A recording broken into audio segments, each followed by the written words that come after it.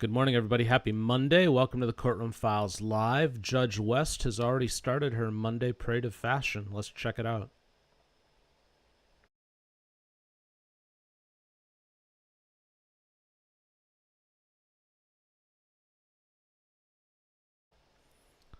And she's muted. That's nice. Thanks, Judge West, getting us off to a great start on a Monday morning. All right, hang tight while I figure out where we're going to go next. In the meantime, we can just stare at the fashion show.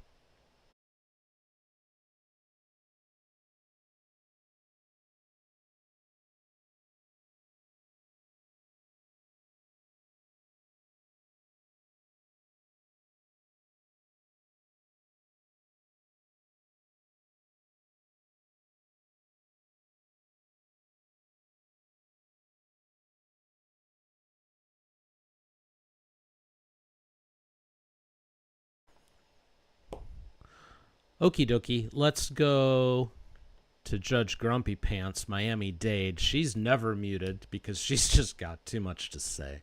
Posted a bond or were transported over to Broward County. Okay, and I have a question if and if they don't come and get me. They do. They're going to come get you within. Yeah, they come once a week usually. Yeah. Thank you. Perfect. Awesome. Thank you so much. Have a nice day. Next, do you have Bernia and Grano or Angrand? Excuse me, Bernia Angrand. Good morning, ma'am. You have an arrest warrant from Martin County, Florida. The warrant was issued on Saturday, August 9th. It says criminal use of personal identification, $50,000 or more. Your bond is $50,000. It also says no contact with the victim by mail, fax, telephone, or through another person or in any other manner. And you have to stay at least 50 feet away from the victim at any public place except for except for a court proceeding. Otherwise, stay 500 feet away from the victim's residence, place of employment, and 100 feet away from any vehicle regularly driven by the victim. And then it says hold with no bond. It says 50,000, then says held with no bond until first. Oh, this is, I guess, a first appearance. Her bond's $50,000. Okay. It was paid for Saturday, my bond. I guess she needed the stay away order. Corrections, is she able to bond out now? Because it was definitely paid for Saturday. She's able to bond out now. You can bond out. Just stay away from that victim, okay? Okay. And make sure to keep all future court dates in Martin County. Good luck to you. Okay, so if it was already paid for, what happens now? You can, if you've been paid for, call your bondsman. They should be able to post the bond now that you saw a judge today. Okay. Have a good day. You too. All right, next we have Tyrell. I did Tyrell Simmons, didn't I? Yes. So Scotty Bythal, Mr. Bythal. Good morning, sir. You have an arrest warrant from Broward County. It was issued on March 16th of 2002. I don't know how that would be possible since you were like a year old. Yeah, they made a mistake. I guess it's 2025. Whoa. I don't know. Corrections. Huh? I see one warrant. It says 2019, 2020. They got a warrant from Broward for violation of probation. 2019 and 2020 should be resolved already, ma'am. That looks like what the court dates are, 2020. Do you see what, can you please, not to bother you? But no, it says violation of probation for carrying a concealed firearm, no bond, and the other count is fleeing and eluding the underlying charge, but it's a violation of probation. That's correct, ma'am. So I'm going to appoint the public defender's office for you. Broward has up to 15 days to come and get you. The reset date here is August 25th to make sure you are transported. Broward comes once a week. You shouldn't have to wait that long. Okay, but ma'am, you said August 25, correct? But they're going to pick you up by August 25th, which is 15 days from today. But since today is the 11th, you should be picked up sometime this week. Okay. Do you know, please, when my next court date for Miami-Dade is, please? Because I have Corrections, you know when his next court date is from Miami? You can always He bonded out. I don't have a date. talk to your bondsman since you bonded out on that. Arraignment date is September 5th. Your lawyer has it, September 5th. Who's my lawyer? Mr. Wilson's the public defender representing you on the warrant. from September 5th. Okay, thank you. Broward. And another thing, ma'am, when I was arrested, on the police report, I don't know if you have it in front of you. If you have it in front of you, that would be better, to be honest. So it says that he observed me getting inside of the vehicle and then he pulled me over for illegal tents, correct? I don't have that before me, sir. All I have is an arrest warrant. Oh, I'm just telling you. He said he pulled us over for illegal tents, and then Okay. illegal tents, and then he observed me putting something under my seat. And how can you observe something like that with illegal tents? And I was actually eating, Your Honor. So I And- think you should speak with your attorney and they can advise you about your case. I am not allowed to give any legal advice. And I don't know what happened in that case. I can only inform you what your arrest warrant is for. Okay, and for the Broward County, you said will be taking me to. They're going to pick you up within 15 days to go to Broward County and see a judge on your violation of probation warrant. And these charges, the September 11, he said, correct? The warrant was issued March, I believe it should have been March 16th of 2025. But like I was saying, ma'am, the next court date with you guys is September 5, you said? That's what your lawyer said for your Miami case. Your attorney is Catherine DeRico on that case. Just call her office. I'm sure she'll be reaching out to you in the next couple of days. So I'll be getting a private attorney instead because I have a bad experience with public defenders. I took a plea before that I should have never took. And Well, sir, September good luck. 5, can I start fighting the case right then and there? you should contact an attorney and discuss everything with your lawyer, No, sir. I understand. I'm just asking for September 5. Can the process of fighting the case already start? Because I'm a caretaker of my family. My brother, he just had 2 brain surgeries last week. He just had another brain surgery. I'm the one that puts food in his mouth, the cup to his mouth. That's why I'm trying to resolve this as fast as possible. Okay, you can do whatever you like. You can start fighting whenever you like. Talk to your lawyer to do whatever they got to do. And Okay. there's no way to speed it up at all. That's what I'm trying No, to. have a good day, sir. Next case we have is Deji Chad Elgon. No, you haven't done me yet, ma'am. Thank you for your patience, sir. Good morning. He's at Metro West 6. You have an arrest warrant from Broward County. It was issued on July 9th of 2025 for violation of pretrial services. So there's no bond on the warrant from Broward. I will appoint the public defender's office for you. Broward County has up to 15 days to pick you up. They usually come once a week. You should not have to wait that long. And the reason, Can I say something? you want to let me finish first? Yeah, I'll do. Okay. I'm explaining you have a warrant from Broward with no bond that was issued on July 9th for violation of pretrial services. I know nothing else about your case, except Broward has up to 15 days to pick you up. They usually come once a week. And the public defender's office is appointed for you as well. You can always call them, use a free phone at the jail, call them with any questions. And I reset your case here for August 25th to make sure you're transported. Now, what is your question? I don't know if I answered it Okay. all. Ma'am, what they're taking me through is about a petty theft from Publix, and the items were retrieved by the police. It was a pack of batteries. But what county is that? Is that Broward or Miami? That was right there on Young Circle, in between Miami and Broward. That's Hollywood. So this is the Dade County judge. I don't know anything about your case. You really should speak with the judge in Broward or speak with the public defender. But if you want to talk about it, go right ahead. I'm happy to listen. Just in case, ma'am, because it's very petty. But the thing is, they retrieved the items. I did 15 days for a petty theft, and I made it to court. And at court, I had Judge Bailey. I was supposed to be able to speak with the judge, but they didn't give me a chance to find out what my results would be. So they gave me a pretrial. They put a monitor on my leg. I went home. I lost the charger for the monitor. The battery went dead, and within 2 days, they put a warrant out on me. I called. I checked in. I went into the office every day, and I kept up. I did my part. So they gave me the bench warrant. Now they retrieved the item. I did 15 days already. I've done 4 days here. I've done almost 21 days for a pack of batteries at the store. The store has the item, but they haven't lost anything, and I'm still in jail. There's no way I can get a CTS to make it home because I think Mr. Bench. This is Dade County. It's not Broward. All I can say is they sound a lot more strict in Broward than they are in Dade. But I don't have any information about your case. You only have a warrant. You got to see the judge in Broward. So I'm resetting your case August 25th. Broward has up to 15 days to pick you up, okay? And if they don't come in 15 days, they release the case? No, I'm going to call them and see where they are, but they usually come once a week. You shouldn't have to wait that long. Have a nice day, sir. Next case is Raymond Burgess. I mean, how many more of these do I have? Corrections. Hi, Mr. Burgess. You have an arrest warrant from Broward County that was issued Friday, August 8th. It says home invasion, robbery, and possession of a firearm by a convicted felon. So I will appoint the public defender's office for you. There is no bond on the warrant. You're going to have to wait up to 15 days for Broward County to pick you up. The reset date here is August 25th to make sure you are picked up by Broward. They usually come once a week. You shouldn't have to wait that long. Okay? Have a good day. Thank you. Next, we have Ladarius Batten.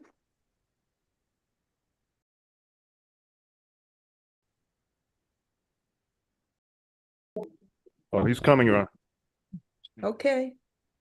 Good morning, Mr. Batten. You were arrested on a warrant from Broward County. It was issued January 28th of 2025 for petty theft. I will appoint the public defender's office for you. Your bond is $50. If you are able to post a $50 bond, do so at the jail you're at, the TGK jail.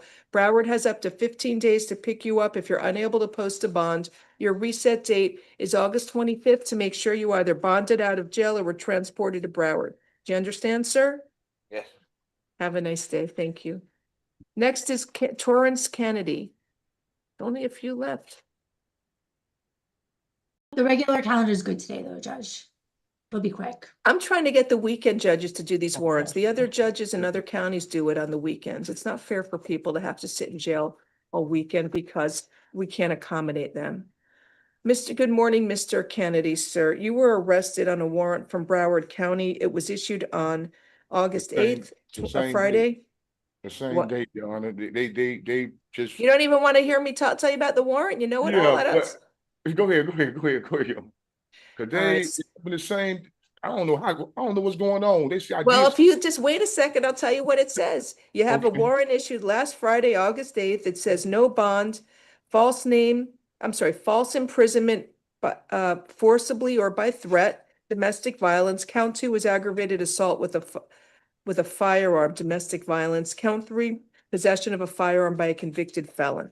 I'm appointing the public defender's office to represent you on this arrest warrant. There's no bond on the warrant. You're going to have to wait up to 15 days for Broward County to pick you up. And yes. if the court's resetting your case for August 25th to make sure you are transported, that's 15 days from now. However, Broward County usually comes once a week, so you shouldn't have to wait that long to go see a judge in Broward. Okay, and can I ask you one more question on that? Who is Yes. the victim? Me and my I don't know. You have to ask the judge in Broward. Your Honor, It I says did contact, domestic. Broward State Attorney's Office said they have no paperwork at all. It's a TMP warrant. So they're gonna get back to me. Hopefully they'll have some more information later today. So corrections, is the warrant on the jail card?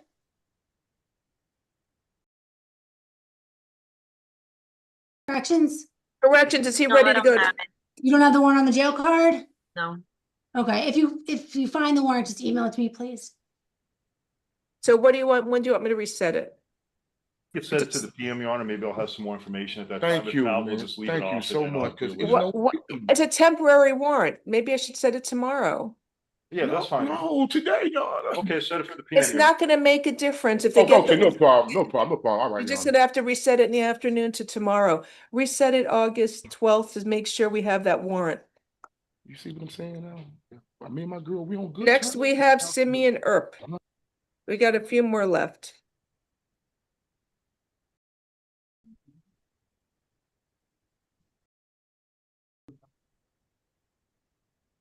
Good morning, Mr. Earp. You were arrested on a warrant from Monroe County, Florida. The warrant was issued January 4th of 2018. Failure to appear for a non-moving traffic violation. And it says no bond and possession of marijuana. It's Broward. It says 10,000, but then it says it's no bond. So you have no bond on the warrant from Broward because you missed court. I'm appointing the public defender's office for you, not Broward, Monroe, excuse me, why did I say Broward? Anyway, this warrant, unfortunately, there's no bond. You're gonna have to wait up to 15 days for Monroe County to pick you up. The reset date here is August 25th to make sure you are transported, all right? Sorry about that. No problem. Have a good day, sir. Kevin Meir is next. All right, we'll keep an eye on her. Good morning once again, everybody. Welcome to the Courtroom Files Live. Judge West figured out she was muted, so Let's give her another try. Good morning, sir. Are you Good Christopher Morrell? Yes, ma'am. And Mr. Morrell, this is your initial appearance in cause number 25 DCCR 0466. You're charged with the third-degree felony offense of continuous violence against a family member from February 8th of 2025. Since you've made bond in your case, have you had an opportunity to try to hire a lawyer? Understood that I already had Right, appointed. right. So when you're in custody, we automatically give you an attorney, but once you make bond, I expect you to at least try to hire your own. So I'm going to reset your case about 30 days to give you some time to do that. Yes, ma'am. If you get someone hired before the next court date, bring the reset notice that you get today to that lawyer and they'll tell you what to do. Absolutely. If you're unable to hire someone before the next court date, then I'm ordering you to visit with at least 3 lawyers. They all charge different amounts, they have different payment plans. Bring me back the names of the lawyers that you've talked to so I know you're trying, Yes. and then we'll discuss your options. Very good. If you don't do that, then when you come back, if you don't do that, when you come back, you run the risk of me raising your bond for not following that court order, and you would have to go back to jail. Do you understand? Understood. Also, as a condition of your bond, when you made that bond, was it that you had no contact with Alonda Kelly? Right. Okay, make sure you follow that condition. No contact means obviously in person, but it also means communication in any way. Absolutely. No sending messages or anything, okay? If you do that and I find out, your bond could be raised and you'd be back in jail. Yes, ma'am. All right, if you'll step in front of the clerk, she'll give you your reset notice. It looks like the next one needs an interpreter.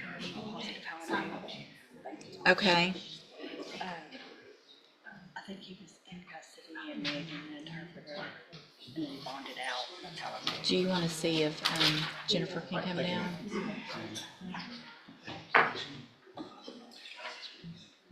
Oh, it's Charlie's anyway. Hold on. You heard your name? I've got one that you were appointed to in custody that I think needs an interpreter on the initial. Would you mind handling that? Okay. Heriberto Chavez?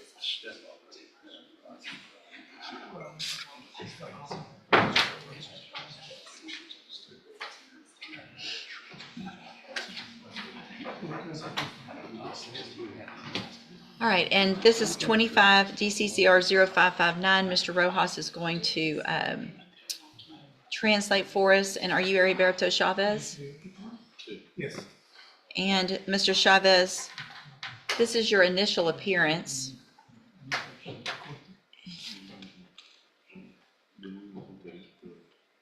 And you're charged with deadly conduct. Hold on. You're charged with deadly conduct, discharging a firearm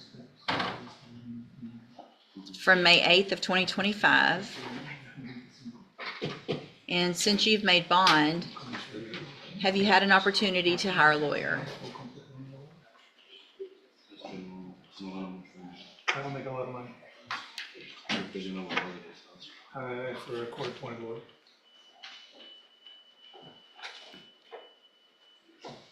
So you tested positive in court for methamphetamine, and I raised your bond to $150,000 with a drug patch. How'd you make that bond?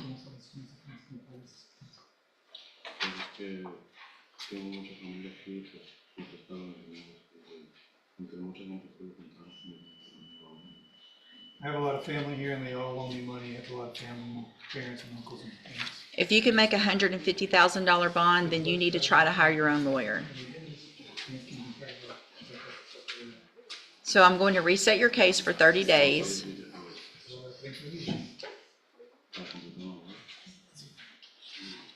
So I'm going to reset your case to give you some time to hire a lawyer.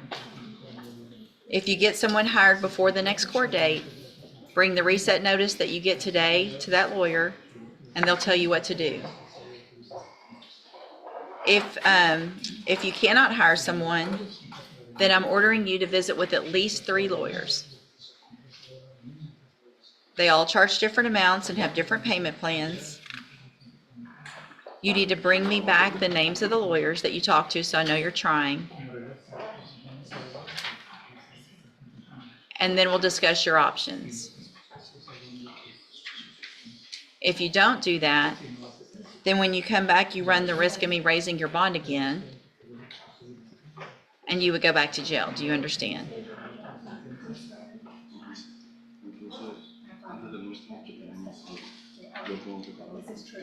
So before I come back next time, I have to have a lawyer? You're ordered to at least try to hire someone. And So if they're charging me a whole lot, at least I'll bring you the page showing you the charges. yes, at least for 3 different lawyers. Do you understand? Yes. Okay, step in front of the clerk and sign your reset notice. Sign right here.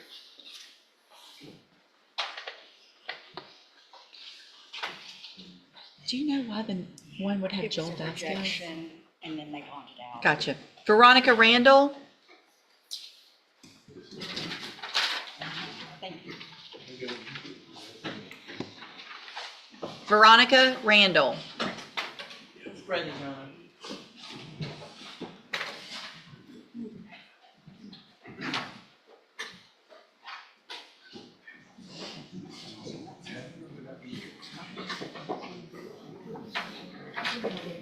Good morning, ma'am. You're Veronica Randall. And Miss Randall, you've been here before, I think, with Mr. Vasquez, and he filed a motion to withdraw, and I don't remember if I told you already to go try to hire a lawyer. So have you had an opportunity to hire someone or try to hire someone since you were here before? Is that correct? I think the memo on hers might be for somebody else. Okay, sorry, that confused me. All right, so all right, so Ms. Randall, what I'm going to do is reset your case for about 30 days to give you some time to try to hire someone. If you get someone hired, just bring the reset notice that you get today to that lawyer and they'll tell you what to do. If you're unable to hire someone, then I'm ordering you to visit with at least 3 lawyers. They all charge different amounts. They have different payment plans. Bring me back the names of who you've talked to at that next court date, and then we'll discuss your options. If you don't do that, then when you come back, you run the risk of me raising your bond, and you would have to go back to jail for not following that court order. Do you understand? All right, if you step in front of the clerk, she'll give you that reset notice. All right, let's change it up a little bit. Let's go to the great state of Tennessee. This is Judge David Wolf. He's one of my favorites, but we don't often have the ability to catch him here on the live show. So let's see what's going on. He's running his criminal docket in Stewart County right now. Rory Dawson, Rory.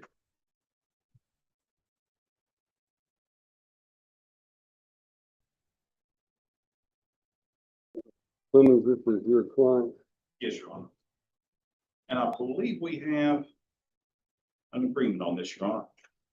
We do. Mr. Clemens is going to announce it, Yes. because I do not have access to my notes. Yes, ma'am. So sorry.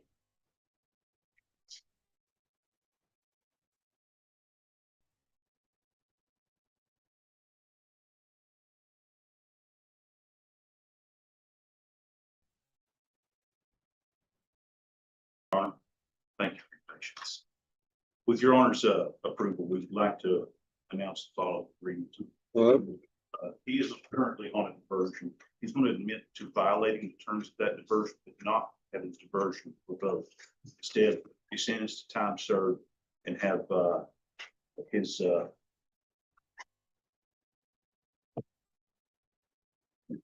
badge right. He's got to do a rehab as a condition of probation.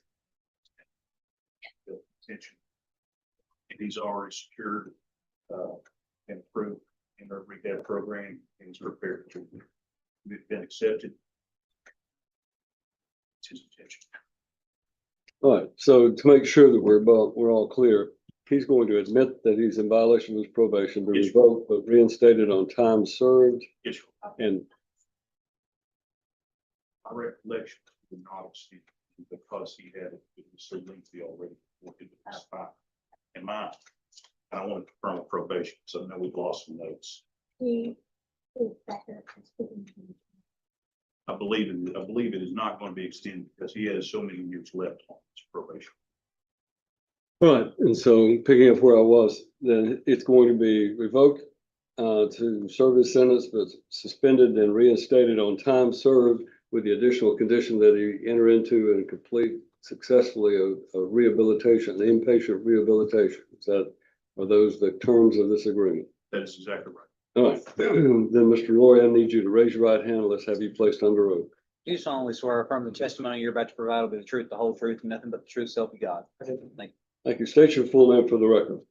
Dawson Axel Roy. Mr. Roy, you're here today on a charge of violation of probation. I want to make sure that you understand your rights. Do you understand that you have a right to plead not guilty and to have a hearing in this court where the state would be required to prove to the legal standard that you had violated your probation?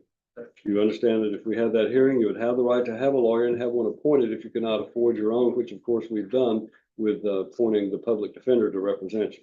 Yes, sir. Do you understand that if we had that hearing and I found you guilty, you could appeal whatever I did in your case to the Court of Criminal Appeals and have a lawyer appointed to help you with that appeal? Yes, sir. Do you understand that by entering this plea, you're waiving your right to that hearing, to that appeal? All I'm going to do is approve what your lawyer and the state have agreed upon. And that's going to be to reinstate you to probation with this additional condition that you enter into and complete an inpatient rehabilitation program. You understand that? You understand that if you walk away from that or you get kicked out of that program, don't successfully complete it, then you're going to go to prison for the remainder of your sentence. You understand all of that? Sir. Right. You understand everything I've explained to you? Yes, sir. Do you want to plead guilty to the charge of violation of probation and waive your right to the hearing? Yes, sir. And upon your plea of guilty, I find you guilty, or that you be revoked to serve your sentence, but by agreement with the state and on time served, you'll be reinstated to probation and ordered as an additional condition of your probation that you enter into and complete an inpatient rehabilitation program that's agreed upon by your probation officer. All right. Thank you. Good luck to you. Oh, and if he was on a judicial diversion, that judicial diversion is revoked. Your Honor, the intention of the agreement was to not revoke his diversion. How can you not revoke his judicial diversion if he's being found guilty of violating his probation? It appeared, Your Honor, that it was possible to do so. Your Honor, to find that he had violated the terms of his diversion, to sentence him as you have, to change the terms of his diversion, but leave his diversion intact. Our request. We were agreeing to that, Your Honor, he would go to treatment. Mr. Clemens has some case law that says we would have to go to a sentencing hearing if we revoke. Yeah, I mean, if we go to a sentencing hearing, I can sentence him within the range and give him more time than he actually got when he was placed on judicial diversion. So that's a choice he makes. We'll probably need a second college one. Well, I'm going to reserve the issue of the revocation of his judicial diversion until I look at any case law that may be provided to me, because my understanding is that you don't give somebody on a judicial diversion 2 or 3 chances and then still leave them on judicial diversion. First time they mess up, then that's the basis for revocation of the judicial diversion. And we'll see. I'll take a look at whatever case law you provide, and I'll reserve that issue. Yes, Your Honor. Right, that's Mr. Rory's judgment.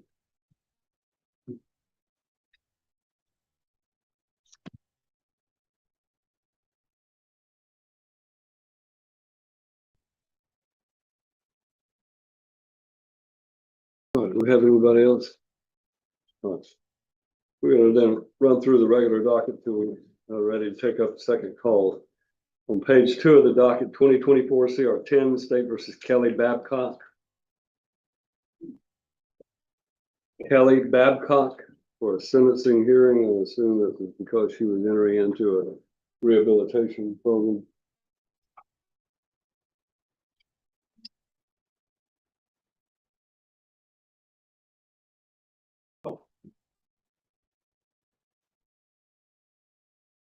This is Monday, right?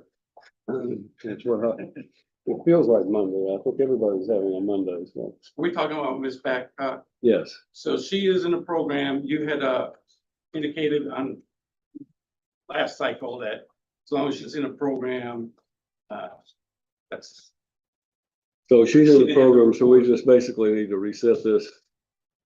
All right. Do you want to reset this? It's something I need to hear because it's a sentencing hearing. I think the status was just the status that she was in a program. I think that was the reason for this. Well, I'm back here in November, so let's put it for November. I'm not here in November. I'm here in December. Let's put it for December the 8th. Judge, is she still in the program? Does she need to report or is she? No, I just need to have someone report to me what's going on. 2025 CR 14, State versus Carly Bryant. Mr. Clemens. Mr. Bryan is here, Your Honor. We'd like Your Honor, to allow to reset this for another status. Okay, and why is that? Got additional discovery that's being exchanged, and we'd like more time to look at that and potentially negotiate it. So, Your Honor, this was a pro se case that went to grand jury, and it's, she's an elderly lady, and she had trouble getting, she presented this case herself. She had trouble getting us the videos off my phone. And in the last 2 weeks, she has. Right. Ms. Bryant, I'm going to reset your case for December the 8th. Make sure you stay in touch with Mr. Clemens, because that may be the last time that you have a continuance. And we'll set, if we don't resolve your case by some sort of an agreement on December the 8th, then you're likely to have a trial date set. And once you go past that December 8th date, you will go to trial before a jury, or you will have to plead to the indictment and go to sentencing. Do you understand that? Any resolution you want to make by an agreement, you need to stay in touch with Mr. Clemens and let you all work that out between now and December the 8th. All right, thank you. 2023 CR 64, State versus Lewis D. Clary. All right, we'll keep an eye on Judge Wolf. Let's bounce up to Michigan, Judge Elmore. I'm pretty sure he's going to do a sentencing. People, the state of Michigan versus Tony Allen Duke. Case numbers are 25-14040 FH and 25-14041 FH. Appearances, please. Joanna Carey for the people. Thank you, Your Honor. Patrick Cherry on behalf of Mr. Duke, who is present. Thank you. Also here before the court this morning is Mr. Stephen Saladin. He's an agent with the Michigan Department of Corrections. He is the author of the pre-sentence investigation report. We are here today for a sentencing in these two cases. In the first file, there is a delivery of meth charge. The second one has a delivery as well as carrying a concealed weapon. Look to refresh my recollection to see if I caught any corrections myself.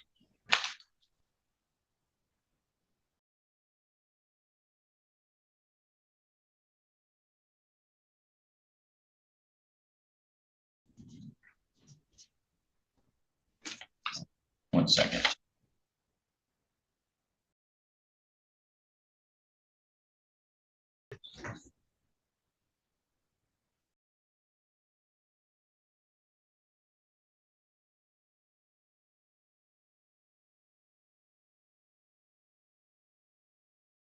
All right.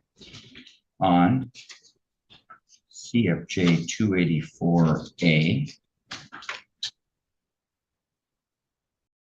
page 13, for entry 11 of 22, the status at the time of offense says none, but the offense date was on January 18th of 2007. And the previous case, number 10 of 22, shows that the arrest date was on January 11th. So I would assume he must have been on bond for that other case. The only other question is was he still on the district court probation?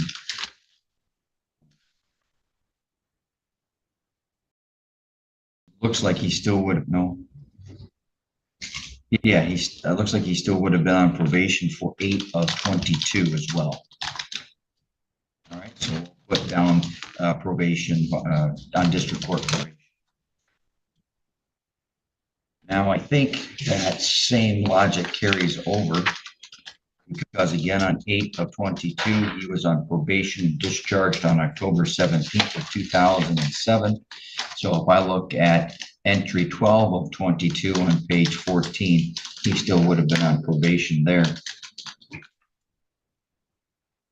Now, that, yeah, and it looks like you got it right for 13 of 22, so it continues, and I think from there on to be okay. All right, one moment.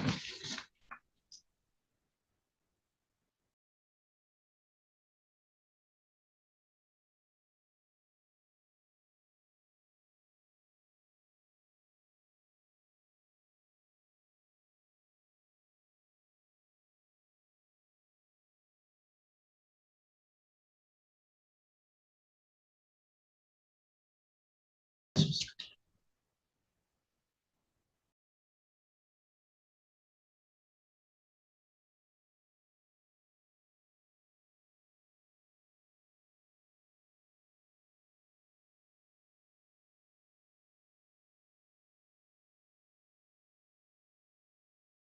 All right. I did not have any other challenges. Ms. Carey, do you have any amendments, corrections, or objections to make to the contents of today's pre-sentence investigation reports? I do not. Mr. Cherry? Just briefly, Your Honor, on CFJ 145, page 1. Okay. There. Personal history, substance abuse history, I think should be yes. Yeah, okay, that's obvious. Thank you. All right.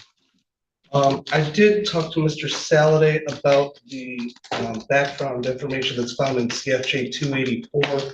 Because this is an updated PSI, he didn't update that segment. Yeah. There are updates. I don't know if the court wants those. Yeah, we can go ahead and go ahead, Mr. Saladay. There's nowhere to add those. Okay.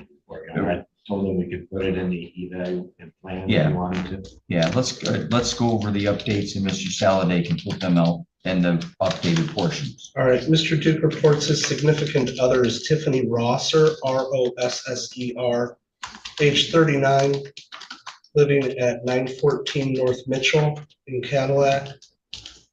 His last job was Peterson's from 8/1/24 to 2/26/25, where he worked as a tire tech for $11 an hour until his arrest. Is that what he was doing there? Oh, never mind. All right, thanks. And then on page 14, under health, he didn't list his medication for his PTSD, which is buspirone and Abilify, and he's also on Rememron. Right. That is all of the updates I have here. All right, thank you. All right, allocution and Mr. Cherry.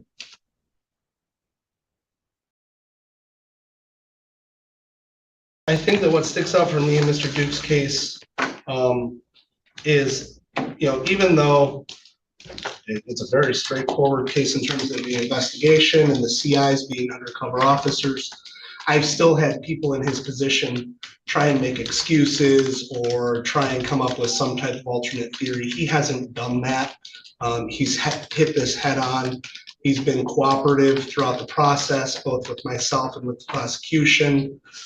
He hasn't tried to play any games. And so I think that lends itself to his state of mind now versus where he's been at in the past. And so I'd ask the court to take that into consideration.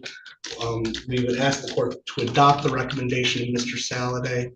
And I think, at least in my view, from my brief experience with him, he is facing this case head on. Thank you.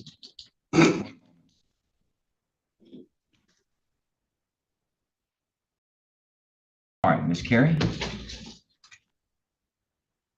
Thank you. The people you are going to ask the court to follow the recommendation of the department. I think it's well known. Duke's history goes back, his criminal history goes back 23 years. He's committed new crimes while on probation in the past. He has multiple probation violations. And just doesn't seem to end or stop. And he's now traveling, picking up controlled substances and trying to bring them to our county. It's so dangerous and so bad for us. So I am going to ask the court to follow the recommendation. I am also going to ask, and I don't recall seeing it in the PSI, in case 25-14041, TNT is asking for $1,600 in restitution for 5 months. Okay. Would they have recovered? So, You're not. okay. All right, thank you. All right, Mr. Duke, you have the right to make a statement should you choose to do so. Is there anything you wish to say today at this time? Guys, for your Wasting the court's time. Well,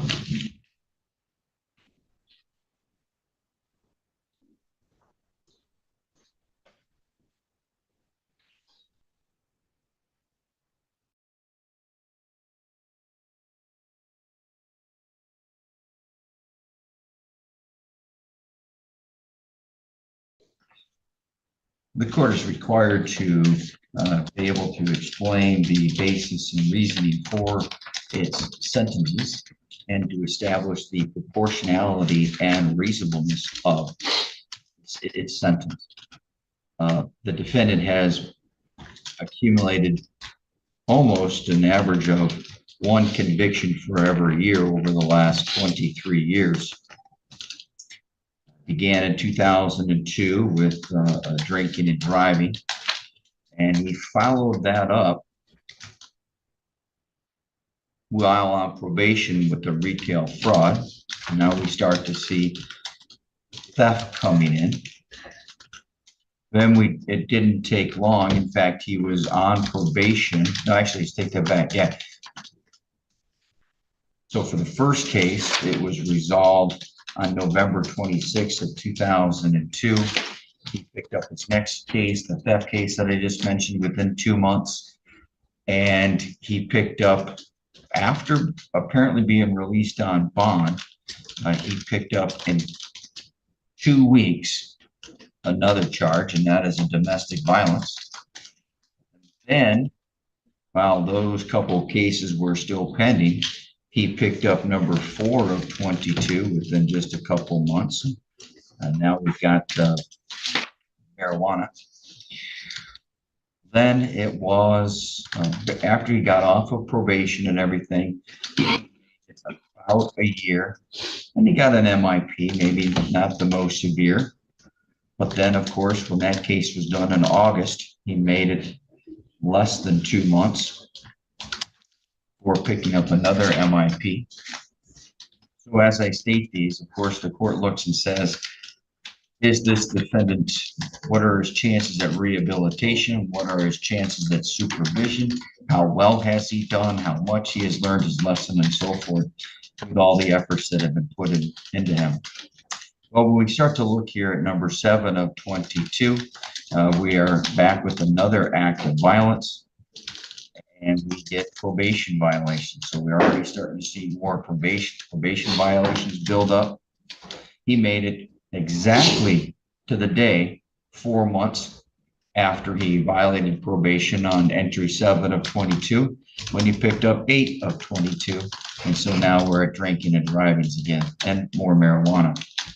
Now, while he was on probation for that case, he lasted 6 weeks before he picked up 9 of 22.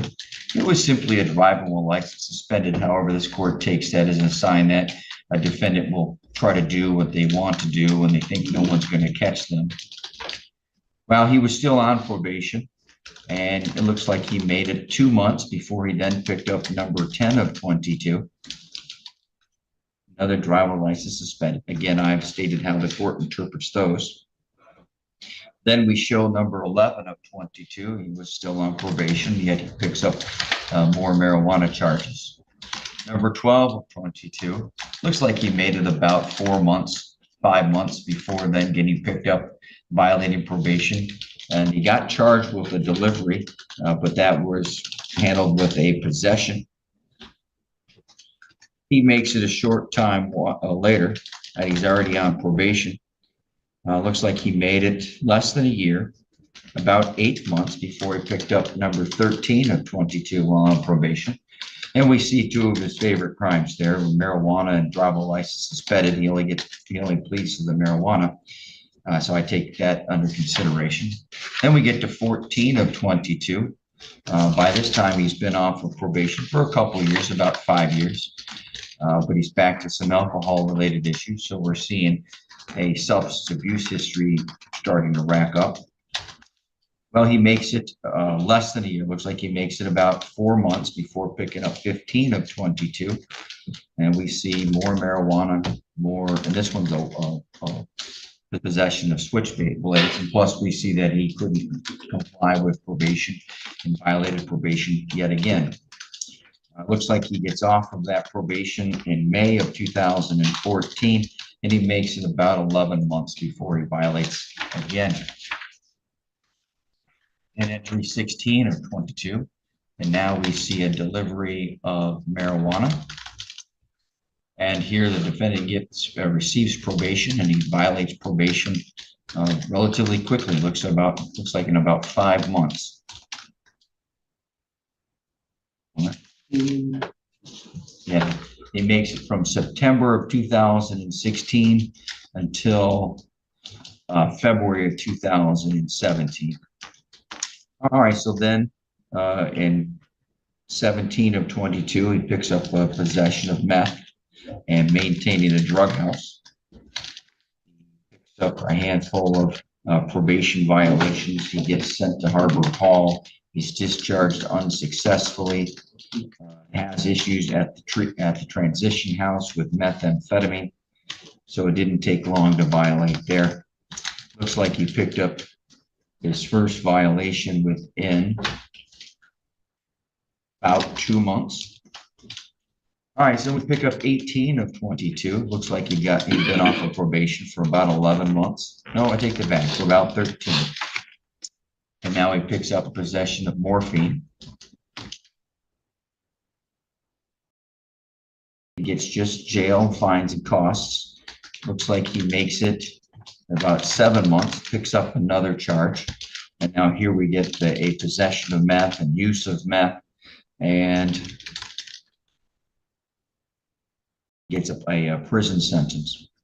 After he's released on April 6th of 2022, he made it 7 months before picking up another possession. This one's a possession with intent to deliver a variety of substances, methamphetamine, fentanyl, which of course is our #1 overdose causer here in Wexford County. He's discharged on that case on December 20th of 2024. He makes it about 2 months, and then he picks up some of our cases that are coming here. And now we're here for a delivery, one that occurred in February of this year, and the other one that occurred in February of this year. Now, in this case, so far we've got a defendant who's racked up quite a long criminal history. He's got a significantly high scoring for PRVs. He scores off the chart. He's got a lot of probation violations. Does not bode well for the defendant. In this particular case, he was also using a private business downtown, Peterson's gas station, to help facilitate his drug dealing. So he had a job, he had a way to make money, he had a way to make legitimate money, but apparently it wasn't enough. So I think about all those people who were coming in for work. I think about the other customers that were there, probably stopping to get gas, maybe coming in to get their car repaired. And yet, meanwhile, they are in the epicenter of drug dealing here in downtown Cadillac. Most certainly without the knowledge of the owners of the business. And that business, Peterson's, has been here for as long as I can remember.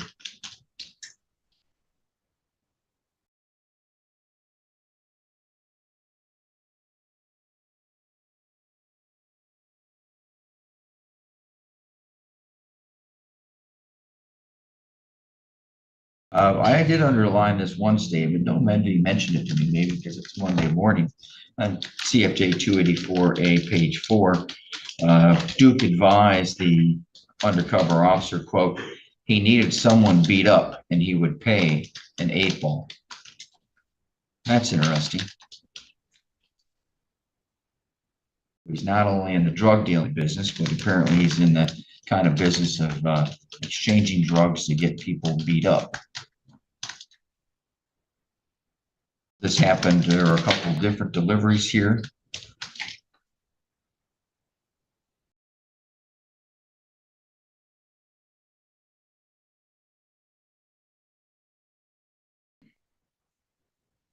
moment. Yeah, and he was feeding people at the pump to help deliver the drugs. This was planned. It was a part of his life. It was a part of his business. It was his setup. He was using a business to cover up what he was doing. He's looking to exchange drugs for not only money, but also exchange drugs for beating up other people.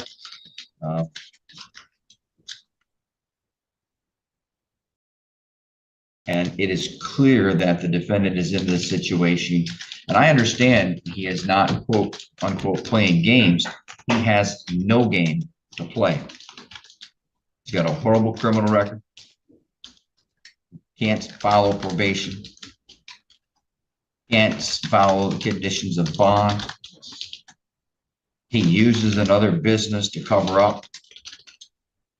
And he's doing it right downtown. It's across the street from G&D, which I know is a very popular place for kids to come and get their lunches when they're attending school. I'm just absolutely aghast by Mr. Duke's decisions. And I think that the sentence recommendation was very, very benevolent and gracious. And this court will not adopt it. In file 14040, the court assesses a $68 state minimum fee, $130 crime victims' right fund fee. The court will assess restitution of $1,600 payable to the Traverse Narcotics team. We don't need to do DNA, as DNA should have already been available. There aren't any supervision fees because there won't be any supervision. The court assesses a $300 $300 court cost, a $500 fine, a $300 attorney fee. In that case, the court sentences the defendant to, and I find this sentence to be reasonable, proportional based upon all the factors, and will not exceed the guidelines. But I find while the guidelines are not mandatory, they are a very useful tool, and I will stick within the guidelines. The court sentences the defendant to 120 to 240 months and gives the defendant 106 days of credit. In file 14041, the court assesses two $68 state minimum fees, one $130 crime victims' right fund fee, and an additional $300 court cost, an additional $500 fine, and an additional $300 attorney fee. And as for a period of confinement in this case, the court sentences the defendant for count 1, the delivery of methamphetamine, to a sentence within the guidelines. And again, I find this to be reasonably proportionate based upon the totality of the factors I've already talked about.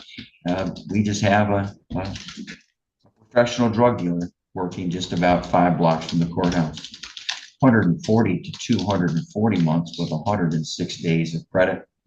As for the carrying a concealed weapon, the defendant is sentenced to 24 to 68 months. That again is within the guidelines. And I said 106, I'm sorry. For the file 14040, it's 166 days of credit. And for file 14041, it is 151 days of credit. I apologize, I had the wrong number in my mind. Thank you. Have I missed anything, Mr. Saladay? Both files run concurrently. Yes, both files do run concurrently. He wasn't on probation for them, and they're not a major controlled substance case because they don't deal with opiates and cocaine underneath MCL 333.7212, and I won't remember the other paragraphs. All right. Mr. Duke, Mr. Chair's going to bring you 2 copies of one document. Yeah. He's going to bring you 2 copies of one document in each file. You're going to place your initials on the first copy for each file, and the other copy you will take with you. These documents tell you that you have the right to appeal the conviction and sentence in your case. That is typically done by filing a claim of right to appeal. However, based upon the plea in this case, Any appeal must be done by filing an application for leave to appeal.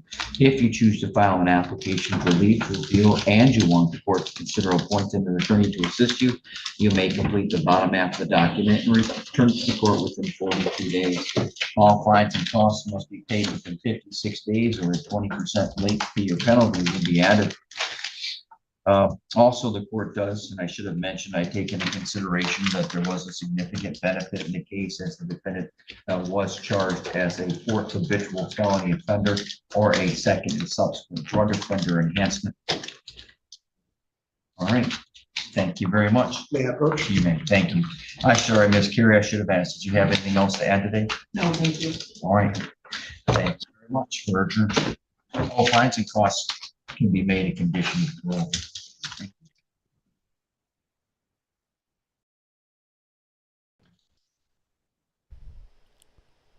Okie dokie, friends. Let's head back to Texas, but we'll go to Judge Stevens. Say good morning to him. Yes, sir. Joseph Bernard Samuels. And you were here with Mr. Adams, your attorney and the state's attorney. Does the defendant waive a formal reading of the indictment and the arraignment here? Can we proceed in summary? Yes, sir. That's a yes. Okay. Yes, sir. In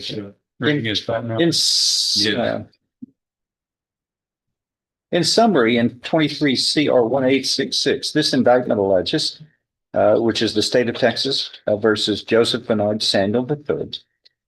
This alleges that on or about August 2nd, 2023 in Jefferson County, Texas, you committed the state jail felony of burglary of a building. Do you understand what you're charged with here, sir? Yes, sir. We're only going on paragraph 1? Yes, sir. Okay. This means that if convicted, you face confinement in a state jail for any term of not less than 180 days or more than 2 years. In addition, you may be assessed a fine not to exceed $10,000. Do you understand? Yes, sir. An agreement's been reached where you would be pleading guilty, a sentence to 18 months in the state jail, given credit for all time served. And they're only proceeding on paragraph 1, not the enhancement counts. Is that your understanding of the plan? Yes, sir. If I follow this agreement, you have no right of appeal of your case. Do you understand? Yes, sir. How do you plead to this charge then? Guilty or not guilty? Guilty, Your Honor. Are you pleading guilty voluntarily? That is on your own free will and because you are guilty? Yes, sir. Show you what's marked as State's Exhibit 1 here. Did you sign that document voluntarily? Understand it? Discuss it with your attorney, or the contents true and correct? Yes, sir. State's Exhibit 1 tendered into evidence. No objections. Without objection admitted. Among other things, this states you are mentally competent to enter your guilty plea. It's freely and voluntarily made. You know what you've been charged with? The indictment's been read to you. You've read it. You were guilty of the crime charged in any lesser included offenses. You were giving up your rights to a jury trial and the rights to the appearance, cross-examination, confrontation of witnesses. You were totally satisfied with the representation provided by your lawyer here. All true. It states so help you God. Yes, sir. States Exhibit 1 is part of the record for all purposes. Pre-sentence report is waived here? Yes, yes, sir. All right. Late night? Late night. I'm going to follow this agreement and find you, sir, are pleading guilty today voluntarily. You're mentally competent to do so. You understand and appreciate the consequences of pleading guilty. Yes, sir. There's sufficient evidence supporting your guilty plea from State's Exhibit 1 admitted here to find you guilty beyond a reasonable doubt. I now so find you guilty beyond a reasonable doubt of the state jail felony of burglary of a building as charged in this indictment.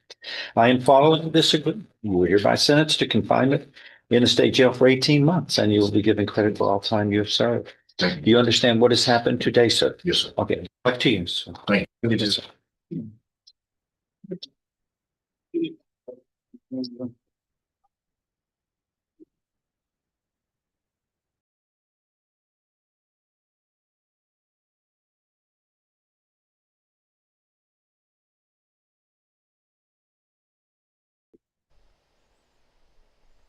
Okay, we'll keep an eye on him when he gets another contestant. In the meantime, let's go up to Wisconsin. Judge Mogan is going to do a plea and sentencing.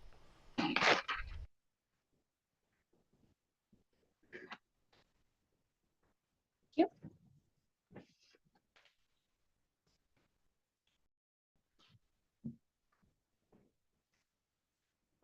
We will go on the record. in the matter 24 CM89, State of Wisconsin versus Caleb Hoff.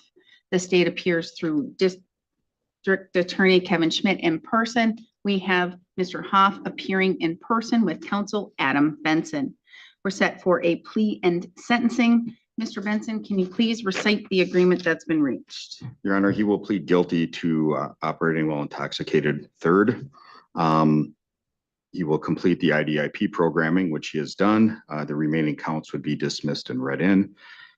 Pursuant to IDIP, I have 55 days county jail. He would be eligible for monitoring, 24-month driver's license revocation, ignition interlock device to be installed, 125 hours of community service, $3,175 costs and fees. I had also put in there unfinished community service converted to additional jail time. My client said that he was told he could continue to complete that while he was on this program. All right.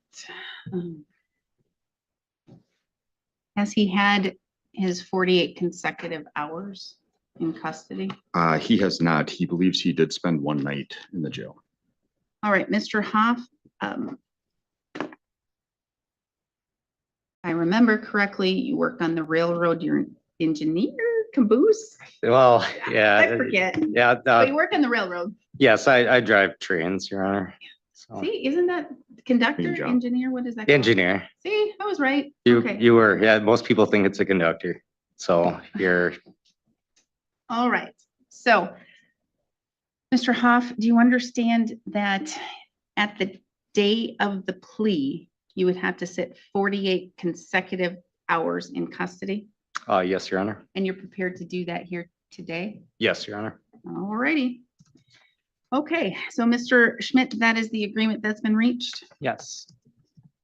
And Mr. Hoff, you understand all of the details of the agreement that you've reached? Yes, Your Honor. Okay. So I have in front of me a plea questionnaire waiver of rights form. Do you recognize this document? Yes, Your Honor. Same document that's in front of your attorney and yourself right now. Did your attorney thoroughly go over this document with you? Yes, he did. Did he essentially read it to you word for word? Yes, he did. And do you understand everything completely? Yes, Your Honor. And if by chance you did not understand something, did you have your attorney thoroughly explain it to you? Yes, Your Honor. Now, Mr. Hoff, you were pleading guilty to an OWI third. You are 33 years old. You have 12 plus years of schooling. You read, write, you understand the English language. No mental illnesses or disorders, but you have had medications, but no alcohol or other substances. With regards to that, and that's all correct? Yes, Your Honor. With regards to the medications, are they anything that interfere with your ability to comprehend or to understand? No, Your Honor, it's just sertraline. Okay, all right. And your attorney, did he thoroughly go over with you what the state would have to prove your guilt beyond a reasonable doubt? Yes, Your Honor. And did he go over with you the minimums as well as the maximum possible penalties you face? Yes, Your Honor. Because you're charged with crimes, you are entitled to constitutional rights, and each of those rights is listed on that first page of the plea questionnaire. Did your attorney thoroughly go over those rights with you? Yes, Your Honor. Do you understand them completely? Yes, Your Honor. Do you need me to go over those rights with you in any more detail? No, Your Honor. Do you understand that by pleading guilty, you're waiving and giving up those rights? Yes, Your Honor. Do you understand that if you're not a citizen of the United States, your plea could result in your deportation? Yes, Your Honor. You understand that the state would have to prove on or around April 18th, 2024 in Burnett County, Wisconsin, you operated a motor vehicle while under the influence of an intoxicant, and this would be counted as a third offense. Do you understand what the state would have to prove? Yes, Your Honor. Do you understand that there are minimums and maximums, and if upon conviction, for a minimum, you could be fined not less than $600, but no more than $2,000, or imprisoned not less than 45 days, but no more than 1 year in the county jail. Do you understand the minimums and as well as the maximum possible penalties? Yes, Your Honor. Do you also understand that upon conviction, the court shall revoke your operating privileges for not less than 2 years, but no more than 3 years, and shall order you to submit to an OWI AODA assessment and follow through? Yes, Your Honor. Now, do you understand that there is an agreement that's been reached between the parties and you have completed the IDIP program? But do you understand that if for some reason, based upon the facts or the circumstances, that I find that the sentencing guidelines are not appropriate, I have the ability to sentence you all the way to the maximum possible penalty. Do you understand that? Yes, Your Honor. Do you still wish to proceed and enter a guilty plea? Yes, Your Honor. Now, did you go over that criminal complaint with your attorney, and in particular that section, it's called the probable cause section, where it basically says what happened that day and why you were charged with the crimes? Yes, Your Honor. For the most part, are those facts accurate? Yes, Your Honor. So are you pleading guilty to OWA third because you're guilty of that offense? Yes, Your Honor. Now, are you admitting that with regards to the OWI third, that this would be your third countable offense? Yes, Your Honor. Okay, Mr. Benson, may the court use the probable cause section of the criminal complaint to find a factual basis? Yes, Your Honor. Mr. Hoff, has anyone made any threats or any promises to you for you to plead guilty to this charge? No, Your Honor. You're doing so freely and intelligently. That means you're telling the court you fully understand what you're doing Yes, Your Honor. and voluntarily. Yes, Your Honor. Has your attorney represented you competently? Has he done a good job? Yeah, kind of, for the most part. And he's looked into the matter and he's discussed the facts with you? Yes.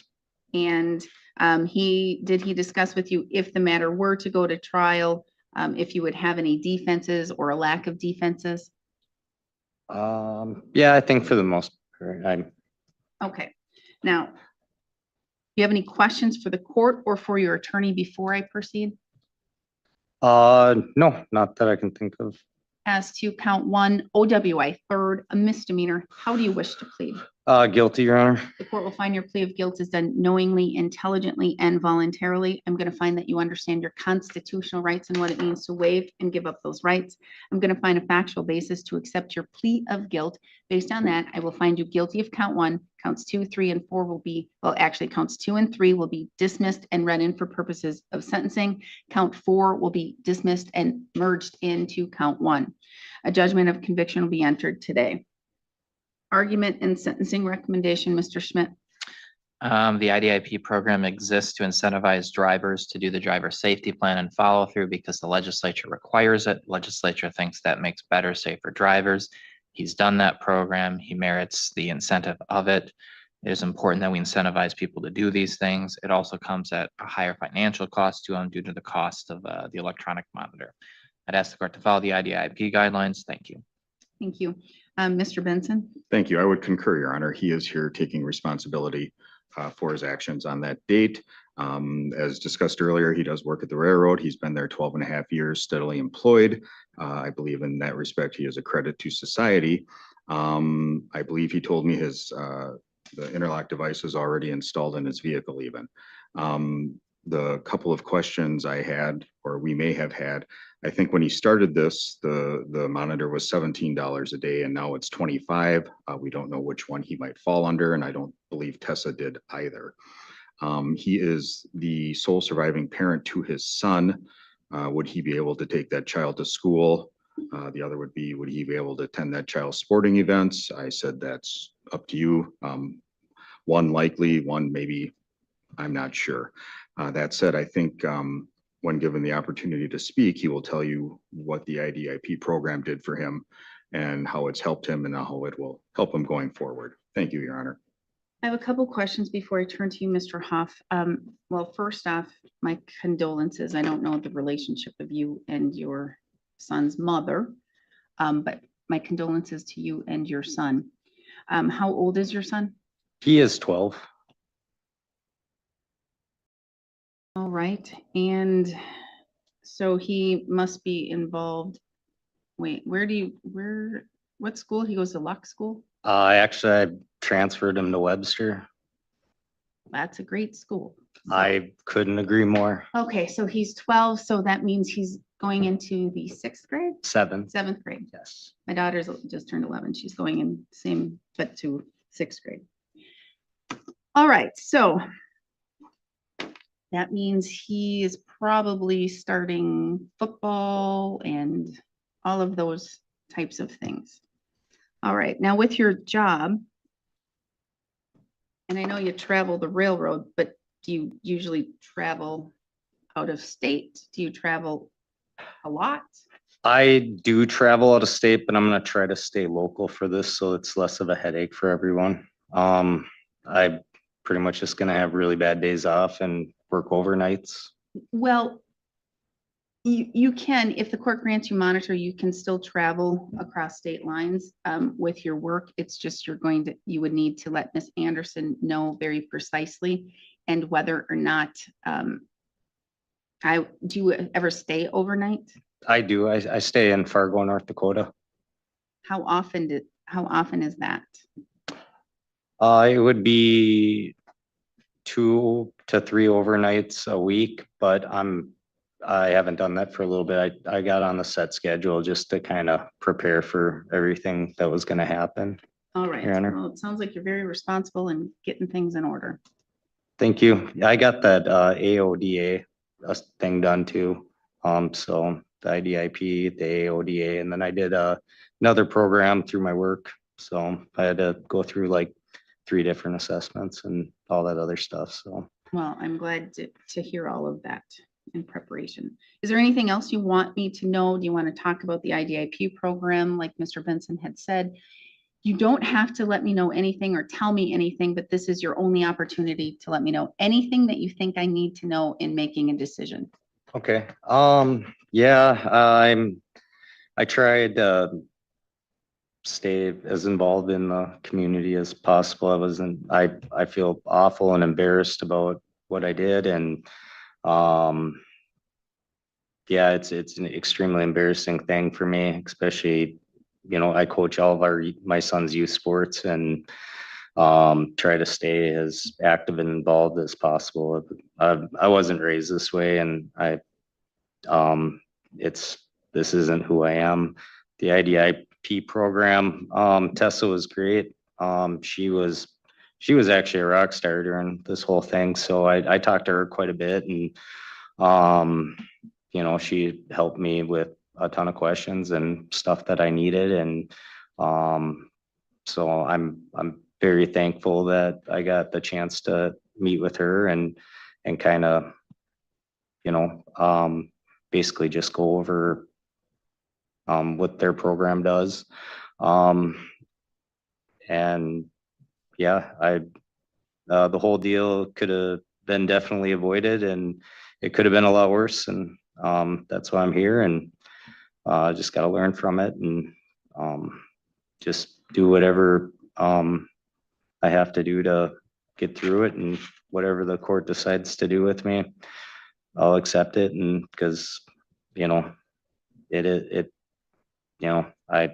I made a mistake. So, but other than that, for like my son's sporting events and stuff, because I'm still living in luck trying to sell my house. So, and I moved him pretty much up to Webster to play sports, and I know a lot of the teachers, and I know all the kids, well, just in that age group anyways. So, and I work with them, and they're actually helping me with my son to get him acclimated to Webster and help him out with sports and whatnot. Even if I can't make all of the sports games, I'd like to at least try to make the home ones, if that's okay. I don't expect you to grant that, but my kid, he's my only child, and I'm his only dad and only parent, and that kind of stuff means a lot to me. And but if I can't go, I did it to myself, and I understand. But I know he has open house coming up. I'd like to do that too. And then on my days off, he's just going to come and stay in luck with me, and then I'm going to drive him back to Webster and commute him 30, whatever it is. That's a long drive back and forth. This is a good thing for him. It's a good school. It's good teachers, good parents. I love the community. So, I mean, I'm pretty much uprooting my whole life to come up here. so that he can be involved with, I mean, they got a really, really athletic group of kids in that 6th grade group. And that's where my kids go, so I understand. Yep, and I want him to be a part of something special, and that's where he needs to go. And their shop class is awesome. So, and Nobody can beat Roy Ward. Really, right, Mr. Benson? Nope, I Nobody don't. can. He is amazing. Yep, and I'm, like I said, the teachers up there are awesome. I know them all, or well, most of them. And yeah, I think it's a good deal. But that's pretty much all I really have to say. Besides, I'm sorry and I'm embarrassed, and I hope I can learn from this. So. Well, I appreciate that, Mr. Hoff. I definitely can understand that you are taking this seriously and you understand the ramifications of your actions. I am going to change something about what you said, though. You said I made a big mistake. You didn't make a mistake, you made a choice. There's a difference. Mistake is unintentional. You unintentionally did something and it was a mistake, but it was a choice that you made. You made a wrong choice. Doesn't mean it has to define you for the rest of your life. You just work to improve. Are you still in the Lake Street address? Yes, Your Honor, I still am. Okay. And so are you relocating, or is that going to be your address? After I'm done with all this, I'll be relocating. I think I'm going to list my house in the next couple weeks, and I just got a few things to do to it and get it set up for sale. So hopefully it sells quick. It's on a lake, so hopefully someone buys it. Snap up really quickly. I hope so. On which lake? I'm not sure where Lake Street. Well, it's 100 feet of lake. Butternut? Yeah, Big it's or little? big one. Yeah, and that lake isn't very good. So it's You're a golf course. It is, but it's got blue algae in it, so it smells terrible. Yeah. So that's the only downfall. Don't put that in your listing. It's still. I don't, yeah. Yeah. Okay, I won't put it in my list. You should be my realtor, Adam. I wouldn't, yeah. All right. I'm just asking because when you do move, we need to know right away. You need to update the clerk. So we have that. Even after my. Yes. Okay. Because, here's the deal. Unless you're going to pay off all of your fines and fees at once. Because what I would do is allow you to have a payment plan. Okay. But with the payment plan, I need to know how to contact you. Okay. Otherwise, because I'm sure you don't want a warrant. You'd rather have a letter saying, hey, please pay, versus a warrant and having to be picked up. Yes, I would agree with that. I hopefully after I sell my house, I'll be able to just pay everything off and just kind of go from there. Okay. I don't expect to lose money, I guess, on it. Hopefully, knock on wood, but. Not in this market, not on a lake, even on Butternut. I hope not. So does your cell phone end in 0920? Yes, it does, Your Honor. All right. So, Mr. Hoff, an OWI third is a serious offense, and you know that, you understand that, you've heard that. The legislature tells us how serious it is, and here's the issue with that. They keep increasing the fines that the courts have to assess, and they did increase OWI 5 to a mandatory prison, and in OWI 4, if you receive an OWI 4, lifetime driving revocation. You'll never be able to get your license back, but after 10 years, you can reapply to see if you would be able to, but that's 10 years. As a young father, you would need to have a driver's license. Being employed, you need a driver's license. So that's why this OWI is critical in your life, because you cannot afford an OWI 4. But the legislature, again, they're increasing the fines and fees, but I'm going to tell you, for the most part, that doesn't really affect a lot of people because they can't pay them back, especially Burnett County, which is one of the poorest counties in the state of Wisconsin. You have a good job, you should be able to pay it back. So it is kind of a penalty to you, and you will feel that, because $3,100 is a lot of money. So these are serious, and you could have been hurt, somebody else could have been hurt. That saddens me for your son, that if he would have lost his father, then he would be without a parent. He's 12, he's very capable of doing things now, but he's also still at a critical stage where he needs you completely. He needs you to direct him how to be a gentleman, how to be a good man, how to be a good community member. So he needs you in his life, and he needs you to show him a good role model. So I don't think that you're going to be a risk to the community. I don't think that you're going to be a harm. You have an OWI third, again, which is serious, but you've done all the things ahead of being sentenced, and you've done more than what the IDIP program directs you to do. So that's showing me that you really are taking this seriously. Thank you. So I think that the IDIP guidelines, they are appropriate. Again, you've done all that you needed to do. So what I'm going to do is I'm going to sentence you to 55 days in jail. 48 hours must be served consecutively in our jail before you can be released on monitor. 24 months of ignition interlock device, 24 months of revocation. You already have the ignition interlock device installed. So again, you're way ahead of schedule. And that shows me you really are taking this seriously. 125 hours of community service and $3,175 in fines and fees. I will state that it can be paid in installments of $250 a month, and thereafter, first payment would be due in August, by the end of August. If you fail to make your fines and fees, you fail to pay a month in advance, and you don't let me know, I will issue a warrant.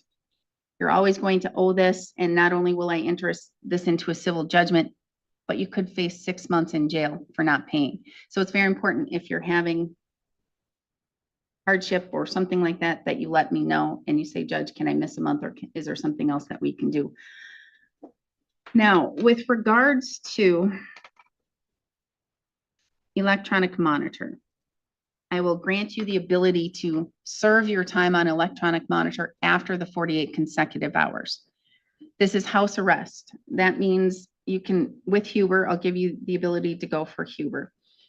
You can go to the grocery store 1 time a week. But it's not something where you can go to parties, or you can't go to somebody's, retirement party, somebody's birthday party, those types of things. This is house arrest. Now, if you have the party at your house, technically, that's fine because it's house arrest and you can't leave your house. With regards to the 125 hours of community service, you do have the ability to do it after the fact. And so it doesn't have to be done right now. It can be done through the course of the time that you are on the monitor. It can even be extended if you need that, or you have the buyout option where you can say, you know what, Judge, I'm just not going to be able to do 125 hours. I'd rather pay additional funds to be able to do that. And so that would be, I think it's $50 a day, and it would be 8 hours of community service counted in a day that you can prepay. That's something you can talk to Ms. Anderson about. But with the community service, I understand that you want to go see your son's activities. With the community service, I'm okay if it's something that you're giving back. You say you coach your son's activities. You may or may not do it now with the new school. I'm not sure. But if you are doing something for the school, if you're selling at the concession stand, or you're working the lines of the field, or you're doing something like that, you're not getting paid, and you're providing that service where the school does need it, that can be used as your community service. But you're going to have to get, it would need to be signed by an official at the school, either the coach, the assistant coach, the principal, something of that nature, saying Mr. Hoff did this on this date and time, this many hours, and then they sign it, okay? Otherwise, yes. Oh, I'm sorry. So I actually, run like my own baseball program, and I do have kids from Webster there. I forgot to actually bring it up. Tessa was telling me about it, but I coach our Legion program. I've got like 4 kids from Webster that play on our team, and I fund the whole thing. I pay for the jerseys, the umpires, the fields, everything like that. Would any of that time be considered? I would consider it, but what I'm going to need from you, and probably Mr. Benson will need to file it, or he can say you can just bring it to the clerk's office. I need all of that information. I would need to, and it can be confidential in the file. It doesn't have to be seen by anybody but me. I would appreciate and the clerk that takes it. But I need to know all of those things, like if you do pay the jerseys, if you pay a field fee, how many hours you coach, again, how many kids are involved, and showing that you're not getting any money from it. This is just something that you're doing to do. Okay, because we had 10 games. I'd only probably, the games are only like 2 or 3 hours long, so it's not a ton, but it would chip away at some of it. And I just need to see that all wrapped up in a bow so I can look at it to make that determination. Okay, I think Okay. I can get you something there, Your Honor. And do you have any assistant coach or anything like that that helps out? I do, yes. For my youth, I have 2, and then for my high schoolers, I have 2.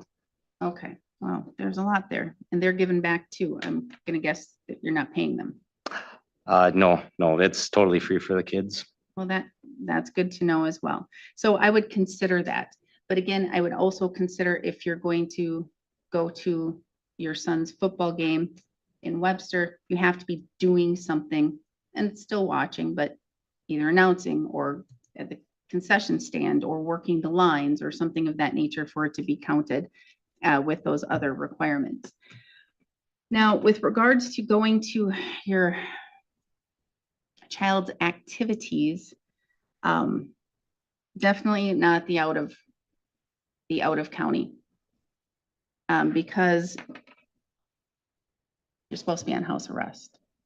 And I would rather see you give back and do something with the activity versus just sitting and being a spectator. This is 1 year. I think if you're not totally focused on watching the sports, your son will still know that you're there, still know that you're helping out. But you can't go to, I was going to say concerts or those types of things. If there is an activity or something that you would like to go to, you have to write a letter to Miss Anderson, and she will make sure that it gets to me, and I will approve it ahead of time. But I'm going to tell you, there are times when I say no. People say, I want to go to my 5th cousin's mother's best friend's funeral. No. Okay. I still review it and weigh it, but it has to be something that has a legitimate purpose. When you are on the monitor, the prices did start as of May 1st, not of date of incident or not of date of start of IDIP. So it is $25 a day. I'm not even sure when you started the IDIP. Oh, I found it. You started on on February 5th. And the prices went into effect on May 1st. So what I'll do is I'm going to change the dollars a day simply because you did start the IDIP program before the new fees started, but I'm going to do $20 a day instead of $18 a day and instead of the $25 a day, simply because you did start the program 2 months or so before, 3 months before prices increased. Thank you. Now, with regards to going to Fargo, I mean, if in out of state, you are able to go out of state. It's part of your job, but you have to let Miss Anderson know exactly where you're going to be and when. The going to Fargo for work and staying 2 to 3 overnights, I don't want to see that unless it's necessary. And it sounds like you've changed your schedule at least for these 2 months, so you can avoid that to the best of your ability, which is good. You have 1 night of jail credit, 1 day of jail credit.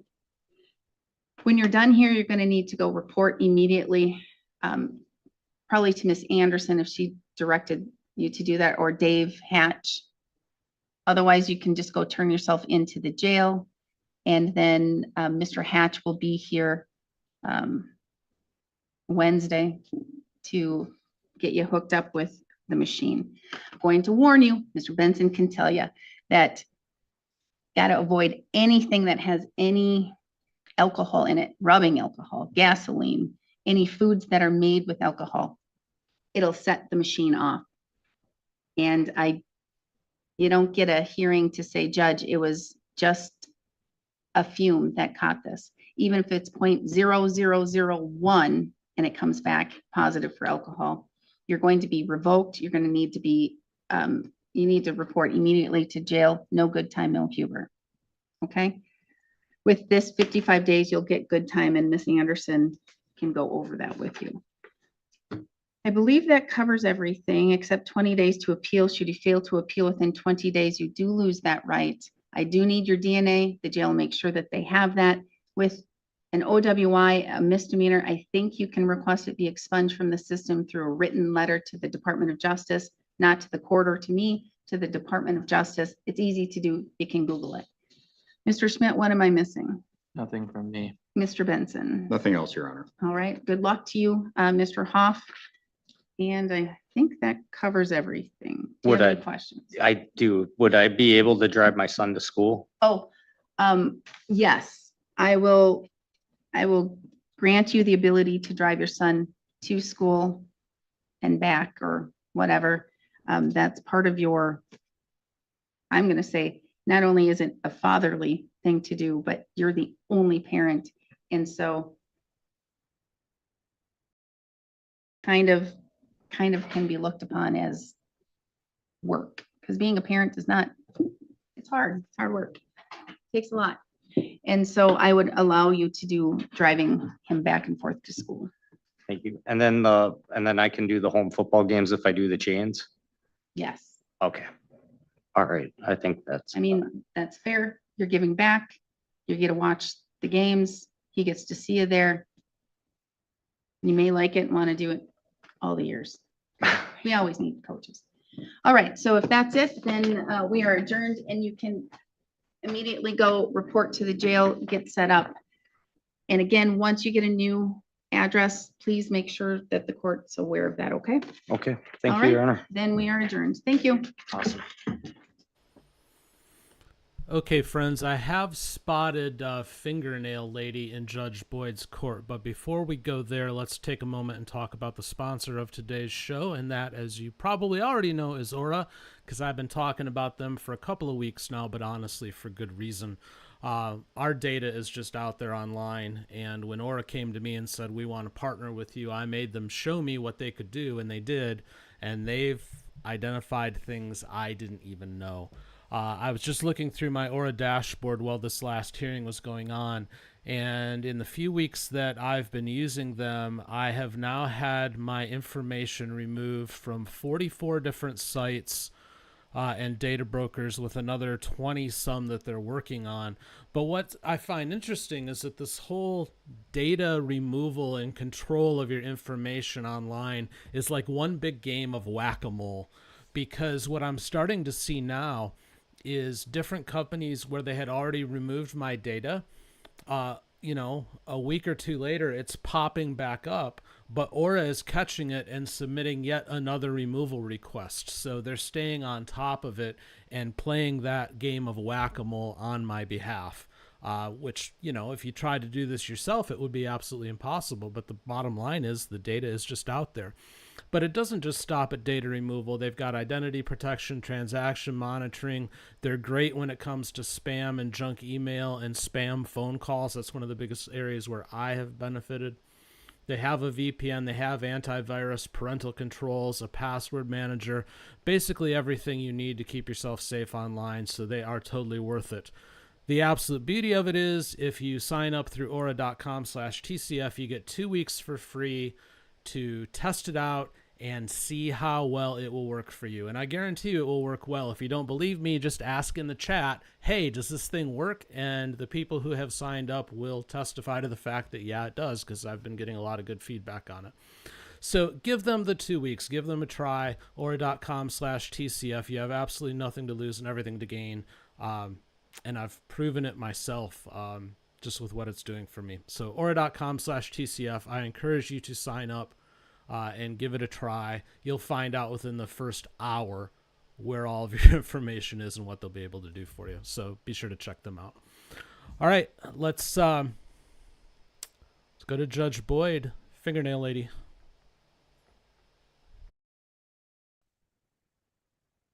Hello. Good morning. So, Miss Abrams, where are we? So Judge, Miss Holmes is doing fairly well. She reports to have obtained employment, which begins on the 23rd or 25th. 25th. She has enrolled in her anger management class, which begins on the 23rd. She's found temporary housing with a friend. She is trying to get into her own place, and we'll talk about that in a little bit further. Her children start school here soon. There is some issue with one of the children. We don't know if she's already fully enrolled because of the GPS requirements. So I'm gonna ask for something with the GPS. He's been making her probation meetings. She reports to not have had any contact with whom she's not supposed to have contact with, nor the address. She seems in much better spirits today than what we've seen in the past. All right, so how old are your children? 16 and 18. All right, and so which issue with the school with regards to GPS? 16. It's on a different side of town. All right. And so she needs to make sure that she's fully enrolled into school. Okay. So what do we need to do? So Judge, at this point, we're asking that the GPS, she's not had any compliance issues with the GPS, and we're asking if the GPS can be changed to tracking only. Any objection? No. All right, so then it will be GPS tracking.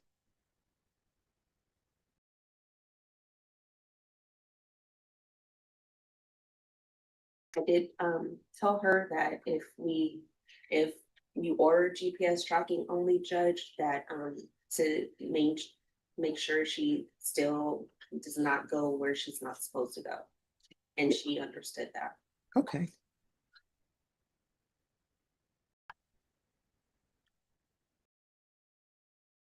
All right, is there anything else? Not at this point, Judge. Do you, Ms. Holmes, do you have anything, any concerns or anything? No, not really no major concerns. I just want to be able to go look for a placement in the children. All right, so do you need help with finding housing? That would be great. And also just being able to go out and go put in the applications, because I asked GPS and they're telling me that it's not approved. I have to ask for. Well, here's the thing, that issue has already been solved. You'll be on GPS tracking, but with regards to GPS tracking, you are not, are you chewing gum? Yes. Sorry. That's okay. All right, so with GPS tracking, you're allowed to move freely about the city, except no contact with the complainant, no contact with the address, don't go on that street. You understand? because GPS tracking will show your routes and where you're going. So let's see, you're able to see if they can do something with housing as far as give her different resources where she can go. Give her the information for the reentry center, Miss Sandoval, see if they can provide any help. All right, so they will do that. Is there anything else? No, Judge, State anything you, No. all right, state you may be excused. All right. Yeah, they don't understand how loud that is and I can't hear when they're running paper. Anything else you need from the court? All right, so do we need to do another status update with her? Judge, if we do that status update, because she just secured that job, I would ask that it's either on a Tuesday or Wednesday, and if we can do it via Zoom, that would be great. All right, so we'll do a status update date by Zoom. And I know usually with employments, they put you on a probationary period. So That's why I asked for a Tuesday or Wednesday, because I think those are the days she's gonna be off. all right, so Norma, if you can give me a reset on this in 60 days on a Tuesday or Tuesday, okay. Stick with our rules. All right.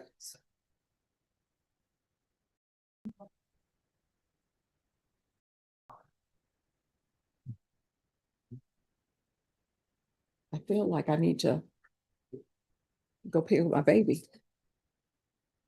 Call somebody who has a private plane, go pick her up. She's fine.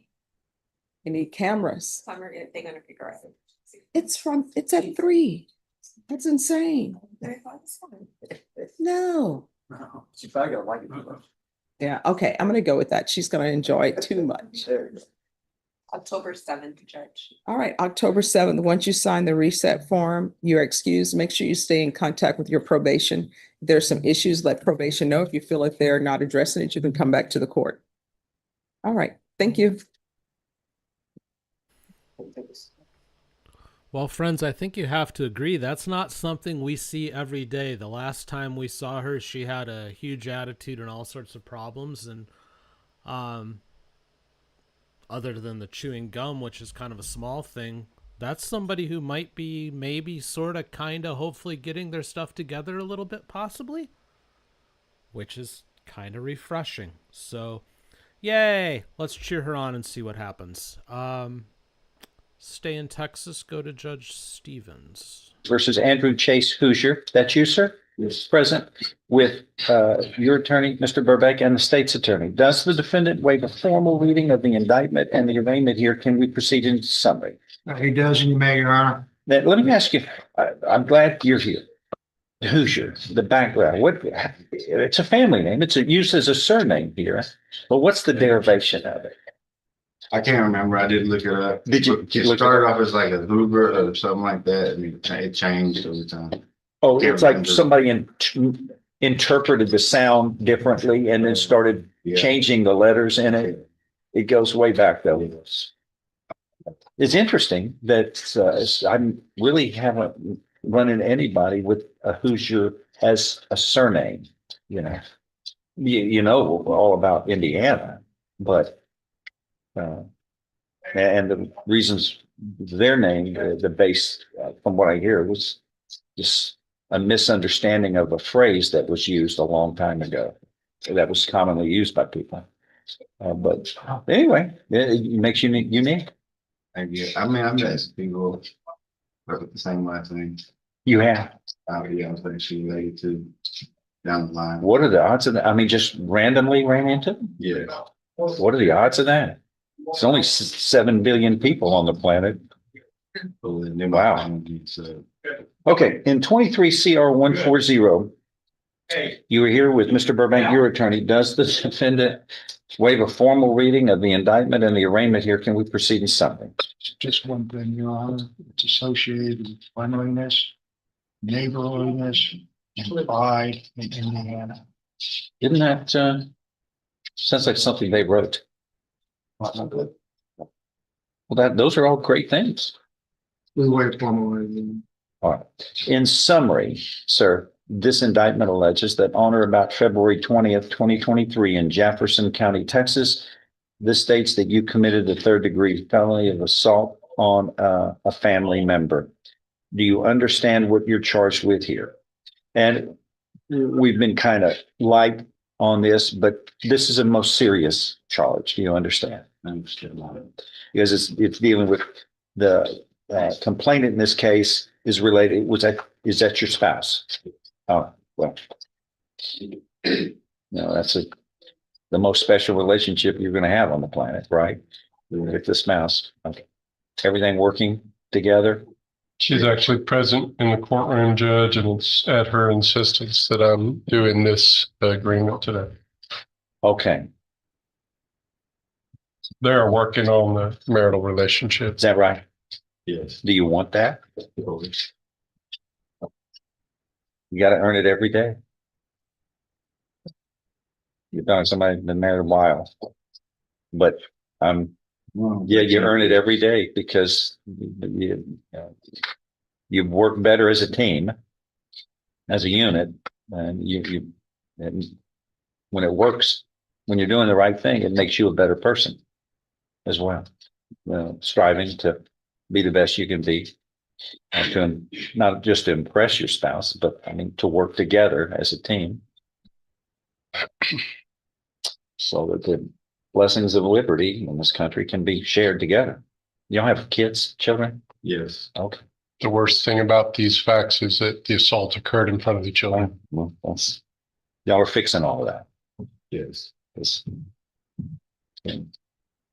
The most impressionable thing that a parent gives to a child is an example. Well, you have to make good examples because they're going to emulate. I did. Everybody, that's how they learn when they're young. Is the parents are perfect. They're going to do whatever the parents want. You must, and parents make mistakes, and the kids learn. People make mistakes. How you deal with the mistake is the real test of character. Everybody makes a mistake. We all do. Everybody in this room. Everyone. How you deal with it and fix it is really what kind of person you are. Are you dealing with this responsibly and committed? Yes. Good for you and the family. All right. There's a plan here where, okay, you would be pleading to a Class A misdemeanor. This is generally a third-degree felony, which carries with it up to 10 years in prison. Lesser included, what is the... Up to 2 county, Sir? up to 2 county, 4,000 fine. No. What's the crime? What's the Class A family assault. Okay, assault, Class A misdemeanor assault. Yes, sir. All right. So this carries with it a Class A misdemeanor, carries with it up to 1 year in the county jail and or a fine up to $4,000. Do you understand? Yes.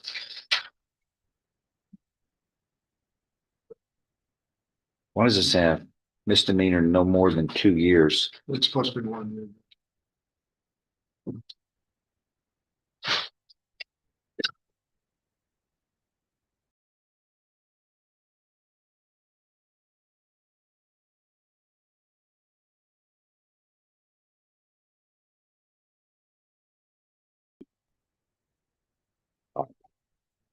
Up to 1 year in the county jail.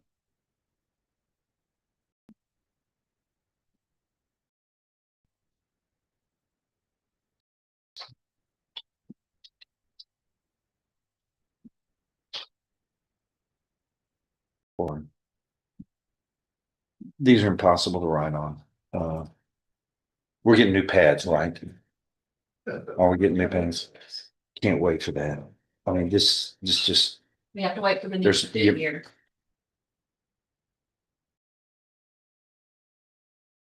You understand the punishment range applicable here on this, sir? Yes. An agreement has been reached further. You would be pleading guilty and placed on deferred or unadjudicated probation. You would not be found guilty. You would be fined $500. This can be to 2 years. And there would be terms and conditions of probation, which are normal and customary for this type of offense. Is that your understanding of the plan? Yes, If I follow this, you have no right of appeal of your case. Do you understand? yes, How do you plead to this lesser included Class A misdemeanor under this indictment? Guilty or not guilty? guilty. Are you pleading guilty voluntarily? Yes, And because you are guilty? yes. I'm going to show you here what's marked as State's Exhibit 1. Did you sign that document voluntarily, understand it, discuss it with your attorney? Are the contents all true and correct? Yes. State's Exhibit 1 tendered into evidence. Objection. Without objection, if you please. Among other things, this states you are mentally competent to enter your guilty plea. It's freely and voluntarily made. You know what you've been charged with. The indictment's been read to you. You've read it. You are guilty of the crime charged in any lesser included offenses. You are give your rights to a jury trial and the rights to the appearance, cross-examination of witnesses. You are totally satisfied with the representation provided by your lawyer. All of this is true. It states, so help you God.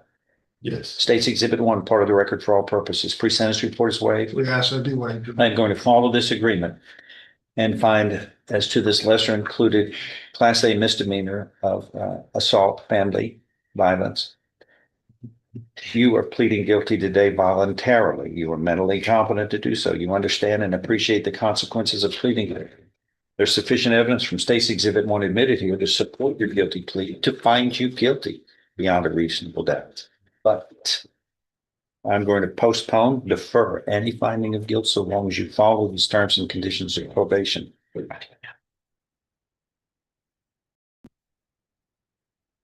They will be reviewed with you by the probation officer. You will be on probation for 2 years. There will be a fine on in the amount of $500. You must complete batterers intervention prevention program as directed by the probation office and the court. And you complete this, the case will be dismissed without a finding of guilt. If you fail, your probation can be revoked. You can then be found guilty and sentenced up to 1 year in the county jail. Do you understand what has happened today, sir? How long have you been married now? 13 years. That when I asked that, people, the first thing, I got to think of it. I got to do my calculation. Sir, Your reminders. yeah. Well, and ma'am, do you understand what has happened today? This is all y'all are. You're on board with this. Oh, nice. Well, committed to fixing this, huh? Yes. Then you may kiss your bride and good luck with this and best to your family and the kids. Okay. Be the good role model I think you're able of being. Okay, sir. Anything else? That is all. Uh, Please see the probation officer right behind you. I don't know. I love doing weddings, by the way. It's a really unique time. So in a non-court related matter, this just popped up in my feed. This is from Clayton, Pennsylvania, which is a little bit southeast of Pittsburgh. This is an explosion that happened at a U.S. steel plant there this morning. They're reporting multiple injuries. I don't know more than that at this point, but I'll keep an eye on it. But it's quite the scene. It looks like a pretty sizable hole got blown into the side of the building right there. So not quite sure what went down. But again, I'll keep an eye on that. Let's stay in the building and go back to Judge West. Boudin's charged with aggravated assault with a deadly weapon and cause number 24 DCCR 1944. And what is the announcement? Judge, I believe Mr. Nichols and Mr. Roebuck have reached an agreement for a refile, and as soon as we get a date certain for that, we'll take care of it and dispose of this case. Okay, okay, so I'll just do a normal reset. If something doesn't happen between now and then, obviously we'll need something to happen here on that next court date. Stay in touch with Mr. Roebuck so that you know when to go to the other court with him, the next couple of weeks or so. Okay, thank you. Mr. Walker, you have Antonio Sanchez. Good morning. Yeah. We actually, me and Mr. Nichols do have an agreement on this. We can Let's do get, hold on a second. Let's get Antonio here.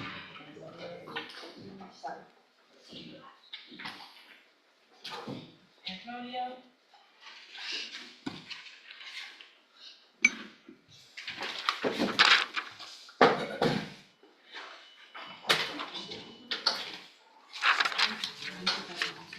Yes, ma'am, we got one and actually did the paperwork. Oh, you'll have paperwork already today? Okay, as soon as it comes through, I'll call you back up. Sorry. Mr. Sanchez, just have a seat here in the courtroom. They're going to need to get your thumbprints in a minute, and then we'll take care of your case.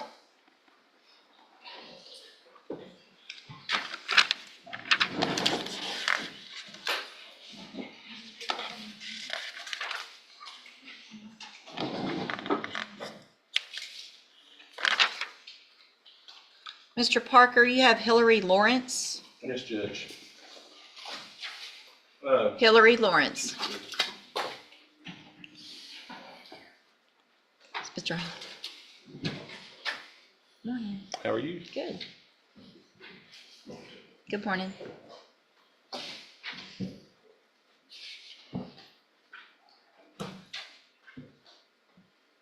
Good morning. Are you Hillary Lawrence? Yes, ma'am. And Ms. Lawrence is charged with theft of service and cause number 25 DCCR 0296. And what is the announcement? Your Honor, I provided some discovery to state this morning. I think we're going to be able to work this out with a possible dismissal for restitution. We need to determine what that is. Okay. And so we're asking for a regular reset so we can determine what that is. Okay. That's correct. All right. We'll do a normal reset. Ms. Lawrence, make sure you stay in touch with Mr. Parker and your bondsman. They'll let you know when your next court date is. All right. You're free to go. Thank you.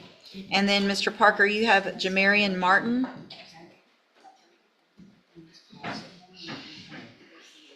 Curious about this. Oh. You can do it.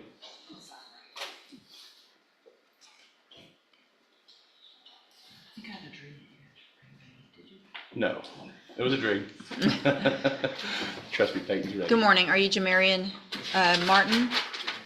And Mr. Martin is charged with burglary of a building and cause number 25 DCCR 0196. And what is the announcement? Your Honor, he's asked me if I could get a reset so he can come into the office, take a more in-depth look at this case. Okay. I've told him he needs to do that, and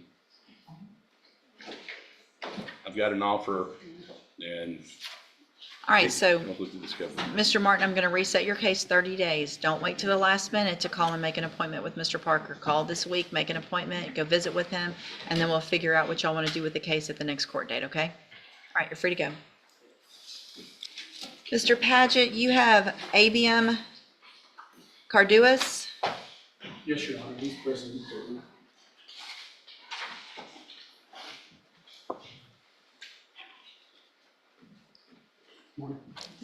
This is Mr. Nichols.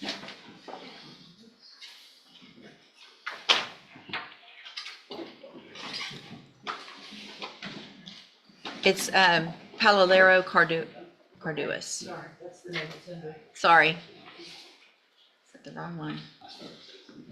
Good morning, sir. Are you ABM Palolero Carduas? And Mr. Palolero Carduas is charged with evading arrest or detention with the use of a vehicle and cause number 25 DCCR 0202. And what is the announcement? Your Honor, we've received all the discovery. I've sat down with Mr. Nichols. I now have an offer.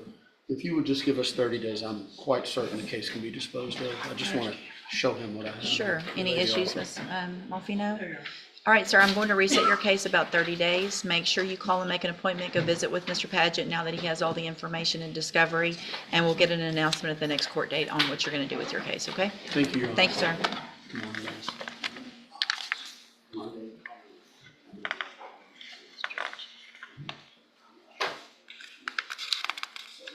Do y'all don't have any papers yet? Did y'all sign the paperwork for Mr. Walker's case? Did you do the tablet? Yes. Okay.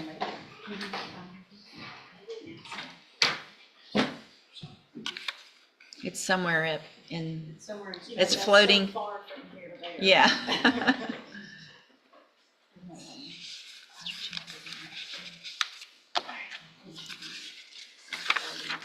Mr. Price, you have Dell Johnson, 3 cases.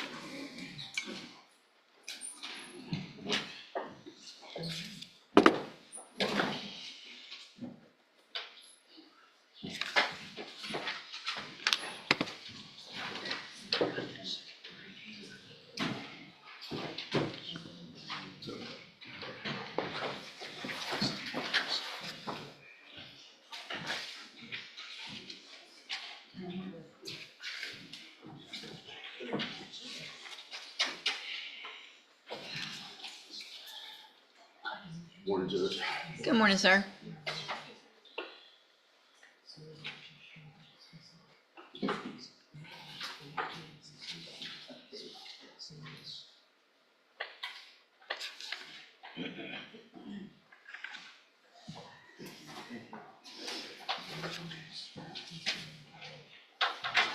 Good morning, ma'am. Are you Dell Johnson? And Ms. Johnson is charged with indecency with a child by sexual contact in 24 DCCR 1570 and aggravated sexual assault of a child in cause numbers 24 DCCR 1571 and 1572. And Mr. Price, what is the announcement? Your Honor, the announcement is not ready. We have received a full set of discovery materials from the state. We've also received the materials we subpoenaed from BISD and SILSB ISD. Okay. Received the SILSB ISD materials within the past week and a half or Okay, so. good. There is some new information there that we've got our investigator following up on, and that we anticipate that will take some time. In addition, we anticipate filing a motion for expert witness funds. We are in the process of speaking with several prospective expert witnesses to determine the best witness, and that process is ongoing. We're working diligently. We're asking for a reset, and we're prepared to update the court on our progress.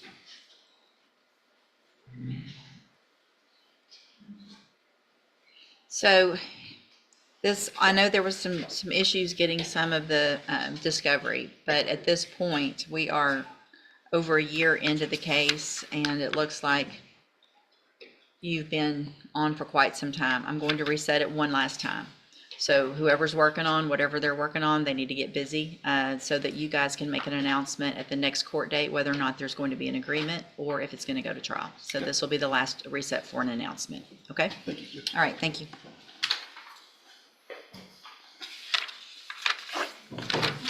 Now, thanks to this picture from Sky 4. See, I wanted to cut back. They've got the helicopter overhead getting some good shots of this steel factory now. And it is quite the mess. There's no information yet that I can find on exactly what the cause of it might have been. They're reporting multiple injuries. I would think there's probably some deaths there, if not for some miracle. But that is a sizable hole blown into the side of that thing. So whatever went wrong there this morning went very, very wrong. You can just see kind of the rubble strewn everywhere. So yeah, not what you want to see. Hopefully there were no fatalities. Hopefully everybody will be okay, but that's a pretty significant event, I think. So again, I'll keep an eye on it. Let's go back to Judge West. Another announcement document, Stephen has to come in and look at the videos. Okay. Anything you're waiting on, or you've got everything We now? requested them, I don't know if, I think they came in Friday, just haven't had a chance to look at them. Okay. So, Ms. Eaglin, I'm going to reset your case for about 30 days. It's important that you call this week, make an appointment to go visit with Mr. Rojas so you can see all the evidence and discovery that he has, and we'll get an announcement at the next court date. Yes, ma'am. I'm going to speak to the Middleton people. The who? The Middleton. Oh, okay, sure. If you'll just. He's taking a turn on me. I didn't even much know that. I couldn't even much look at the video. I don't know maybe what's going on. Well, here's what you need to do. The way that you find out what's going on is to call Mr. Rojas and go sit with him in his office, and he'll go over everything. He'll go over what the state has given him. He'll go over what your options are, make sure you understand that. But that's, you're not expected to understand it all until you go talk to your attorney. That's what he's here for. Yes, ma'am. That being said, I almost spoke to him, but we never once talked about that. He's got, he just got the video, okay? So if I test you this morning, you're gonna have anything in your system? No. Let's double check that. Have a seat in the jury box.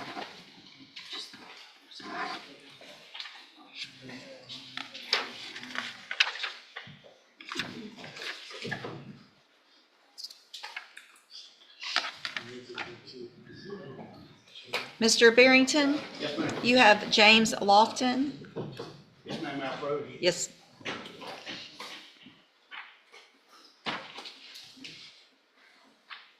How are you this morning?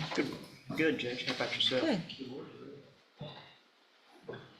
Good morning, sir. You're James Lofton? And Mr. Lofton is charged with assault on a family member by impeding breath or circulation. Oh, actually, this is an MTRP in that case. And what is the announcement? Your Honor, we have to take care of a case down the hall before we can, but then we're going to do, I believe, a modification of probation. Isn't that correct, Ms. Martino? Yes, Judge, after speaking with the probation officer, the recommendation is continuing on probation with the possibility of ISF if the court agrees, but he would need to plead first to the DWI, second down the hall. It was my understanding that was going to be done last setting. It has not. There's no sense in moving forward on this with that open. When's that set? It's set this morning. Okay, y'all go take care of it, and then once that's taken care of, what I'll do, I mean, if y'all want to come back down here after you do that, we can go ahead and go through the motion, get the pleas. I can order an updated PSI, and then we'll have sentencing at a later date. We can get that all done today instead of. That'd be fine with me, because Okay. that way he's got some stuff he's got to take care of before he Yeah, checks into jail. It'll be, to get an updated PSI, we're looking at a few weeks anyway. Okay. So let's get the pleas today, get that updated PSI so that I'll know what is appropriate, what the probation officer says, and then we'll go forward at that point. So y'all run down the hall, take care of that. Just let the bailiff know when you're back in or wave me down, Yes, and we'll ma'am. take care of that motion. Sounds great. Okay, thanks. I've got one other You one. do, you have Alexander Thornton.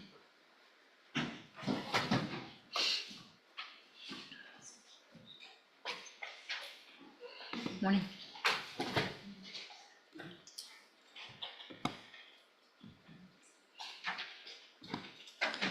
Good morning, you're Alexander Thornton? Yes, ma'am. And Mr. Thornton is charged with fraudulent use or possession of credit or debit cards in cause number 24 DCCR 0323. And what is the announcement?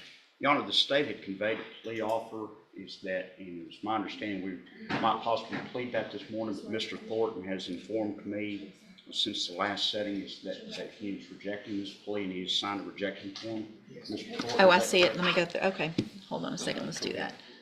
So So we're gonna need to put it on the trial document. let me go through everything then.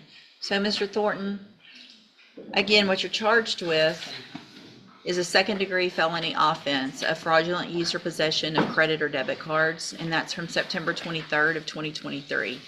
What that means is if you go to trial and you're found guilty, the range of punishment is between 2 years and up to 20 years in prison. Do you understand? Yes, ma'am. And I have a plea bargain rejection that you've signed with Mr. Barrington that shows that the district attorney's office has made an offer, if you wanted to enter a plea of guilty, for a 4-year term in prison. You have every right to reject that and have your case set for trial.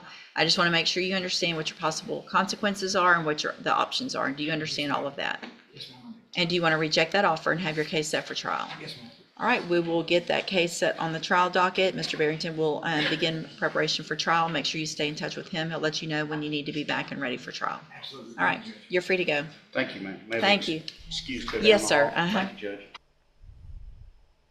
Okay, we're going to go back to Judge Stevens, but before I hit the depause button, I just wanted to show you, because this pause was kind of funny. He looks like he's about to pronounce a blessing on the defendant. Something tells me that's not going to be the case, though, but let's find out. Is that correct with your attorney, Mr. Dusler, and the state's attorney? Does the defendant waive formal readings of these two indictments in 24 CR 2326 and 25 CR 76? Can we proceed summary? Yes. In summary, 2326 alleges that on or about October 16th, 2024 in Jefferson County, Texas, you committed the state jail felony of burglary of a building. And in 25 CR 76, This alleges in some summary that on or about May 4th, 2024 in Jefferson County, Texas, you committed the state jail felony of illegal possession of a controlled substance, namely methamphetamine. Each of these are state jail felonies, which means you face no less than 180 days up to 2 years in the state jail and a fine up to $10,000 as to each case. Do you understand what you are charged with? Yes, Your Honor. And the punishment range for each case? Yes, Your Honor. Agreements have been reached where you would be pleading guilty, sentenced to 2 years in the state jail in each case, and that would be suspended. And you would be placed on probation, which can be up to 5 years in length. There is no fine here, correct? 076 is a $500 fine and no fine on the other one. Okay, yeah, I'm looking at it.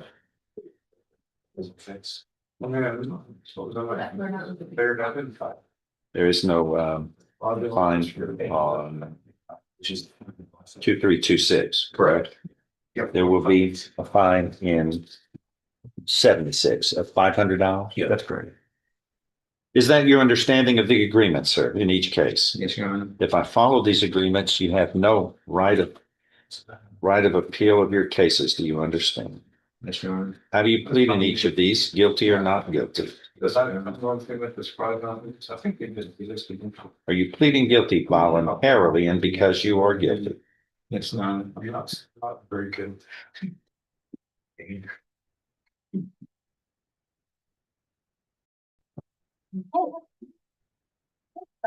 Showing you what's marked as states exhibit 1 here. Mr. From here, you need to sign on that. We'll look at the new elements. I'm going to ask you, did you sign those documents? Did you understand them, discuss them with your attorney? Or the contents true and correct? Yes, Your Honor. States exhibit 1 is tendered into evidence in each of the cases without objection admitted.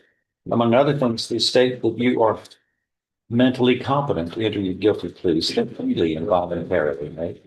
You know what you've been charged with, and the indictments have been read to you. You've read them.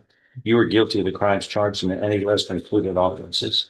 You were giving up your rights to a jury trial and the rights to the appearance, confrontation, cross-examination of witnesses. You were totally satisfied with the representation provided by your lawyer. All of this is true at state, so help you guys. States exhibit 1 made a part of the record in all cases. Our sentence report is waived in each of these cases. I'm going to follow these agreements and find in each of these cases, you, sir, are pleading guilty voluntarily. You are mentally competent to do so. You understand and appreciate the consequences of pleading guilty. There's sufficient evidence supporting your guilty plea from States Exhibit 1 admitted in each of these cases to find you guilty beyond a reasonable doubt. I now find you guilty beyond a reasonable doubt in each of these state jail felonies. I am following these agreements. You are hereby sentenced to confinement in the state jail for 2 years on each case to run concurrently with each other. And that will be suspended. Be replaced on regular probation for 5 years in each case to run concurrently. There will be a fine assessed in 25 CR 76. There will be other terms and conditions of probation, which are normal and customary. Please make sure you follow those. If you fail, your probation can be revoked and you can be sentenced up to 2 years on each case. All right. You understand what has happened today, sir? Yes, Your Honor. And please see the probation officer. I'm going to sign these papers here.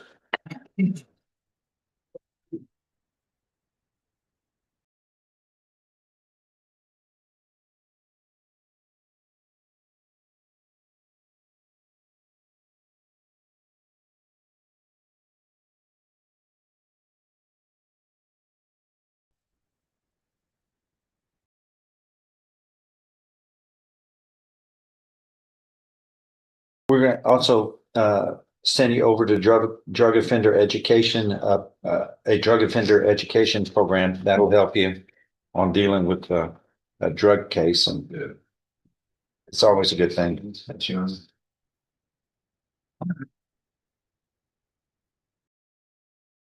There we go. We see the probation officer. Thank you. Good night.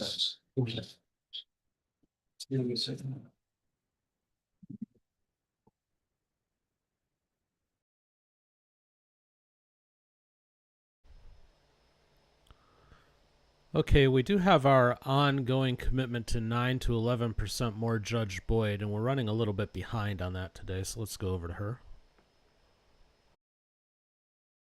Morning, Judge. Good morning. Remember me? Yes, I do. All right, court is calling 2025 CR 001604 State versus Frankie Lott. Could I have parties announced for the record for the state? Grant Principal for the state, Your Honor. Patrick Hancock for Mr. Lott. And are you Mr. Lott? Yes. All right, you entered a plea of guilty on July 18th. Yes. According to your plea bargain, and you entered a plea of guilty to counts 1 and counts 3. According to your plea, punishment is to be assessed at a cap of 8 years in the prison. There's a $4,000 fine. The state opposes your application, and there's to be Chapter 62 compliance. Have both parties had a chance to review the PSI? Yes, Your Honor. Yes, Your Honor. Any objections? Judge, there's no objection to the PSI, but I think Mr. Lott, I know the court's familiar with his medical background. He's had a couple of seizures in the courtroom, so he gets nervous. He's asked me to communicate to the court that he would like to retract his statement to his PSI officer, where when asking about the instant offense, he made an excuse for his behavior. He accepts responsibility for his behavior. I know that because prior to the PSI, he and I have had that discussion. I think he gets nervous in settings and I think it's the answer he gave is a reaction towards self-preservation with his family and his friends. And he's just very ashamed of his behavior. So I think the best we can say today, Judge, is regretfully, we don't want you to think he's making excuses, because that's certainly the way it reads. You see today, the full responsibility. His sister and his wife were present to testify on his behalf. He's just struggled with the shame and humiliation this has brought to his family. All right, any witnesses? Yes, Your Honor. The first witness I have is Cecilia Jenkins Lott, his wife. All right. Mr. Lott. Let's just.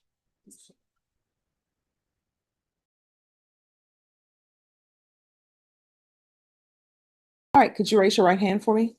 Do you solemnly swear or affirm the testimony you give will be the truth and nothing but the truth, so help you good? God? You can lower your hand. State your name for the record. My name is Cecilia Jenkins Lott. All right. And if you may proceed. Yeah, proceed. Ms. Lott, good morning. Thank you for coming down. You understand we're here today for the sentencing of Frankie Lott. Is that correct? That's correct. Would you explain your relationship to the judge of Frankie Lott? I'm his wife. We've been married for 4 years. And can you tell the judge how long you've known Mr. Lott prior to being married? How long you dated him? We dated for 10 years prior to our marriage. Did you grow up here in Bexar County? No, I'm originally from Detroit. I've lived in San Antonio since 1984. And can you tell the judge what your work background is, Cecilia? I've been in the legal system, working with attorneys since I was at age 18. I worked in litigation for over 30 years, and I've been in real estate for over 10 years. And you're currently working in a law firm, is that correct? Yes, I work at a real estate law firm. Ms. Lott, can you give the judge some background? I know it's very long, but just kind of an overview of Frankie's medical conditions as he stands here today. He was diagnosed with MS about 3 months after we got married in 2021. He's since subsequently been diagnosed with rheumatoid arthritis. He used to get shocks in his back and his neck because his lumbar and his cervical disc are degenerative. And is he currently under medical care and medication? He hasn't seen his general physician in 1.5 years since he lost his insurance. He sees a psychiatrist every week. sometimes twice a week because they'll see an intern and a doctor. He is currently on medication. The psychiatrist just added a third, an antipsychotic. He's on depression medicine. He has patches for his pains in his back. And prior to his arrest, Cecilia, can you tell the judge about his work background? He actually worked for the Criminal Justice Center. He worked there for a few years, leading up till January of 2024. And you are certainly familiar with the charge that he's pled guilty to 2 counts to this court, is that correct? That's correct. And you're not here today to make any excuses about that? Oh, no, I think he did something stupid. And has he indicated that to you? Yes, and he's apologized profusely, and he just thinks he did something stupid. You are aware that, I guess prior to this arrest, you really has no criminal history to speak of. No, He's been on bond for an extended period of time, is that correct? yes, since January of 2024. Has he been on home arrest, is that? Yes, that is true. And has he abided by all the conditions of his? Oh, yes, I am the warden. So you know that one of the decisions that we have agreed to leave up to the judge is whether she would give Frankie time in prison or a shot at community supervision. Do you think he's a good candidate for probation? Oh, yes, And can you tell the judge in your own words why he's a good candidate for probation? because he repents for what he did, and he has health issues that would make it impossible. He has health issues. He has repented. I believe that he would be okay at home. I've changed the phones. He's not allowed to have text messages or anything on his phone. I'm there. I monitor. I control the phone. I turn it off at night at bedtime. And he's homebound. He only leaves to go to his doctor's visits or to pick up prescriptions. And he's not allowed to do anything but be at home. And obviously, I think your statements include that you would be supportive of him if he were placed on community supervision. Oh, yes.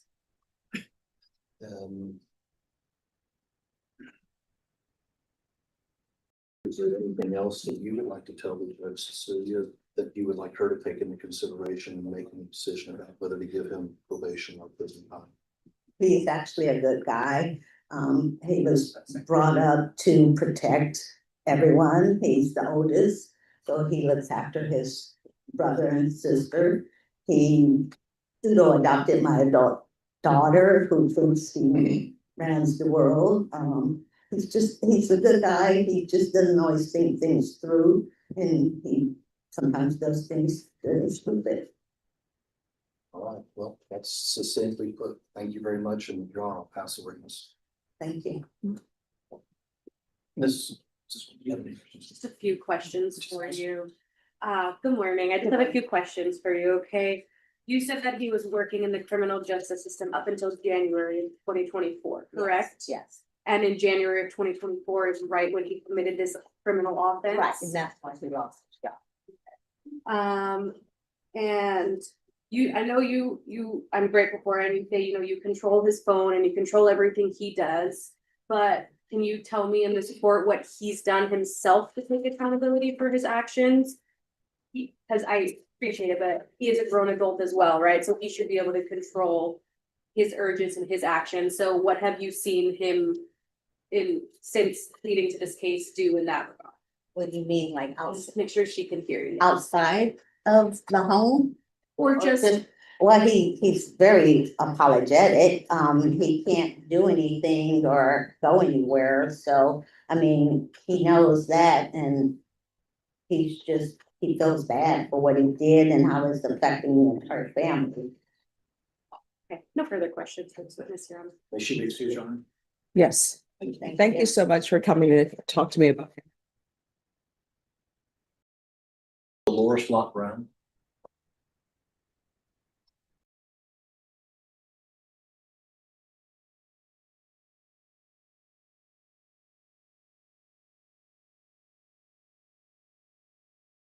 Hello. Hi. Could you raise your right hand for me, please? Do you solemnly swear or affirm the testimony you give will be the truth and nothing but the truth, so help you God? All right, you can lower your hand. Do you need to take a breath? Okay. Just let me know when you're ready to proceed, okay? Yes.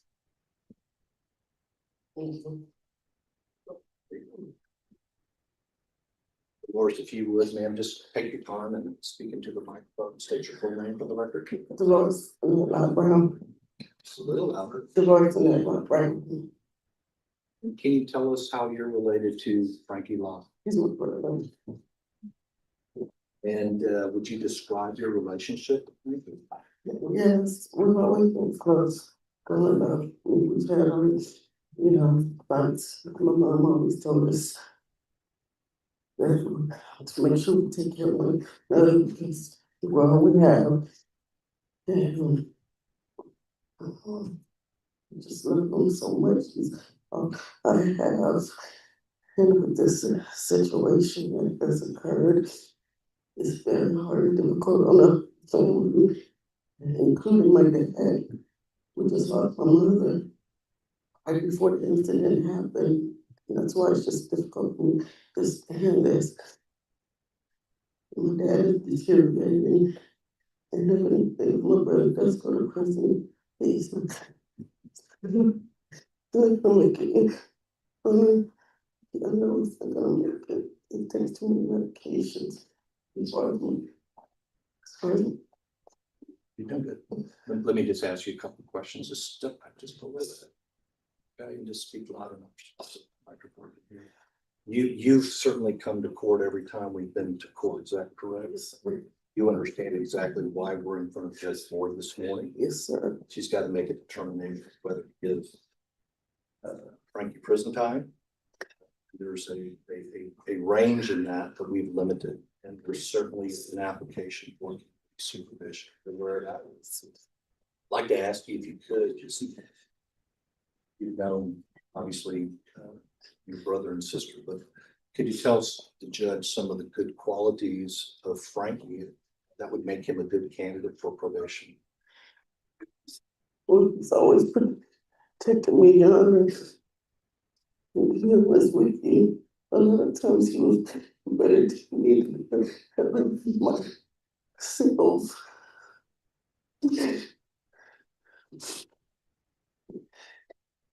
And all I can tell you, Your Honor, he regrets everything that he's done. Put shame on the family. Bringing shame to my dad, especially after just losing my mother. Let me ask you, if he's granted probation, does he have the continued support of your family? Yeah, absolutely, Your Honor. You in Frankie's life every day? And ever since this incident has been, Your Honor, and with his medical condition, I've been checking on him more, been making more contact. Just trying to ease his mind, to let him know that, we all make mistakes and, that we all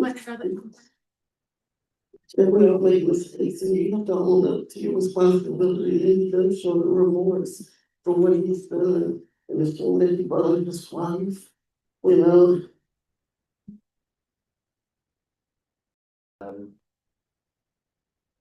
And if he is granted probation, will you remain in his life in a supportive capacity? Your Honor, if you were to, Go ahead. if you were to grant him probation, I stand here as a woman, and I can't guarantee that nothing like this will happen again.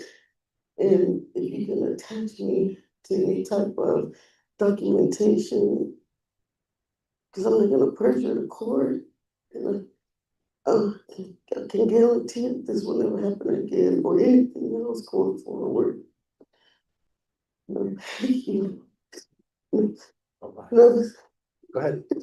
And I'm speaking, I'm scared of you myself, you know, and what you can do. All right, so this is what I want you to know, and all of the witnesses to testify. Because people always are concerned, did I say the right thing? Did I say too much? Did I not say enough? But I want to let you know that you're giving me insight into your brother. I want you to know that there's nothing that any witnesses that have come before me that have said anything that has hurt him, all right? Thank you, Judge. All right, do you have any questions? All right, thank you. Judge, lastly, Mr. Lott has a brother, Eddie McNally, who I've shared, he submitted a letter. I shared it with the state. I'd like to share it with the court right now. In support of his application for probation.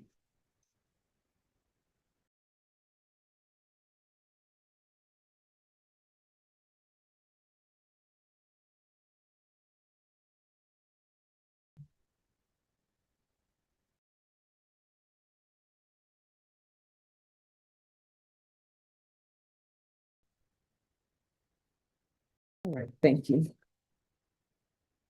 Thank you, Judge. You're welcome. Judge, if I could just speak to the PSI and on the on the plea bargain, if I may, if it's time.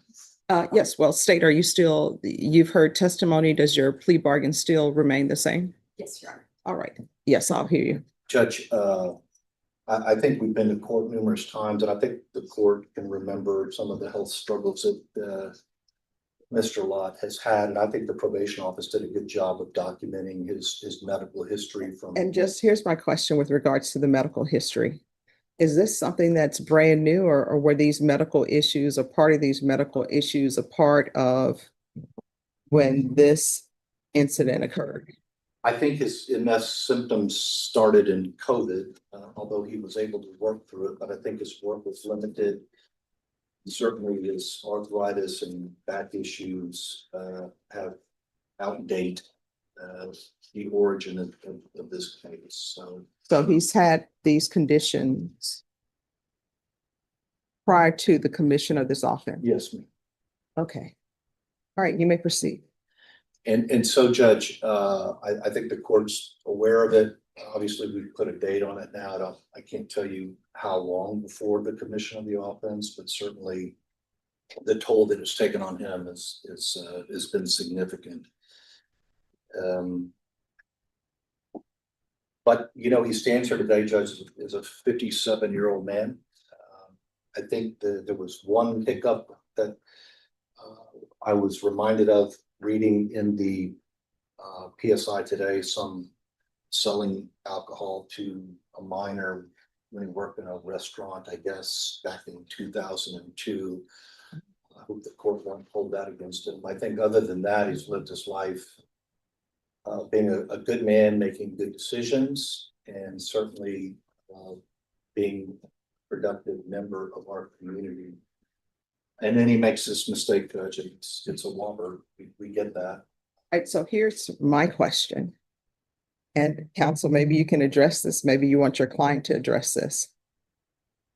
So there's an online solicitation of a minor, and I am completely, I'm going to disregard the fact you want me to disregard, where he says that basically he was tricked. And I understand with online, I represented people before. I understand with online solicitation of a minor, you are sort of tricked in the fact that you think you're talking to a minor and you're not talking to a minor. So I understand the trickery in that portion, but this is what I want to address. So he's having this conversation with someone he believes to be a minor, and then he agrees to meet up with the minor. And he has all these medical conditions. No, that's what it says in the stipulation, that you actually agreed to meet up with the minor, and they arrested you, I believe, at the meet. They arrested him on the scene where the undercover cop and Mr. Lott agreed to meet. So he has medical issues. He has the MS, as you're saying, arthritis, all of these chronic issues, but he is holding a conversation with someone he thinks is a minor, and then he goes to meet up with a minor with all these conditions. Well, Judge, if you're asking us to make an excuse to him, No, I mean, I'm just, guilty to it. no, I understand he's pled guilty, but I'm trying to figure out the status of his medical issues. Well, Judge, I don't know whether he was, you're asking me if you felt okay to meet up that day or what the situation is. I can tell you that, he's not feigning his medical issues. Oh, no, I believe his medical issues are real, based upon the PSI and based upon issues that he's had when he's in the courtroom. I'm just trying to look at him globally so that I can make an appropriate decision on punishment in this case. Well, I don't know exactly what the court's looking for. I certainly think he had medical issues that day, at that time during his life. Now, whether he felt okay to get into a car and go to a meeting, sounds like he did. So, but I can tell you that was how long ago? A year and a half ago, or some months ago. So I can tell you from his family and talking to him, his medical condition has deteriorated. So, and I think that's obvious to everybody. So hope that answers your question. Yes, and that's what I want to, for you to elaborate on that part. Yeah, so, it has, Judge, I think you've seen it. I think these ladies, to the best of their ability, have articulated that. As his wife said, he's homebound. He has nowhere to go. She's in charge of his phone. He's not going anywhere. He's lost his insurance, so, he's at the mercy of the state. I think that if he were not taking this serious, then he would have violated the conditions of his bond, and it would have been a nuisance to the court a long time ago. So, this mistake happens. Was afraid of losing his family. He's been able to maintain a relationship with his family, except time doesn't do anything with him except make his health worse. So I think medically, Judge, he's a good candidate for probation. I think, quite frankly, if he would go into the system, he's a burden to the system. That's not making an excuse for his behavior, but if the court wants to look at this situation globally, he's got a support group. He's going to have to register as a sex offender. His health is deteriorating. It's not going to get better. He has his wife lives at home with him. His sister's in his life every day. Brother, from this letter, has asked the court to not lose sight of one bad decision in a man's life, but perhaps to punish him for his goodness as well, because he's not a man with a criminal history, no drug or alcohol problem. I think it was a mistake that the court has seen a lot of men make. He made it, and as his family and the very strong women in his life have stated, they don't expect that he'll make another mistake. They just want the opportunity to care for him in these years of need and take care of him. And that's all we can offer the court. All right, state. The state, just looking at the PSI, Your Honor, our concern is, I know that they've retracted today what was on the PSI, but our concern is the same as what he told the cops to what he said here, is that his goal was to go find this child and tell her she shouldn't be doing this and that, trying to find who her parents were so that he could tell them. And the state's concern is that he wasn't taking accountability then. He wasn't taking accountability when he did the PSI, only today when he's coming forward to the court, Your Honor. And that the excuses for the types of conversations that he was having with what he believed to be a 14-year-old girl on the internet, and then proceeding to meet up with that individual that he believed was a 14-year-old minor. That's just the state's concern, Your Honor. He had these health conditions. While they may have deteriorated, he had them. He drove a car. He went to meet this individual, Your Honor. And that's pretty much all the state has, Your Honor. All right. All right, this is what the court is going to do. And the court is taking in consideration your lack of history. The court is taking in consideration your medical conditions. The court doesn't believe a sentence should be a death sentence unless it's called for the death penalty.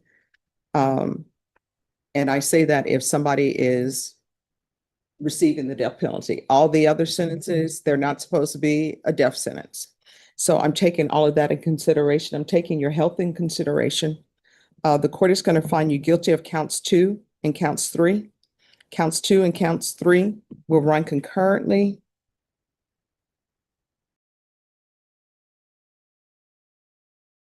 There should be Chapter 62 registration, and the court will sentence you to 2 years in each cause number.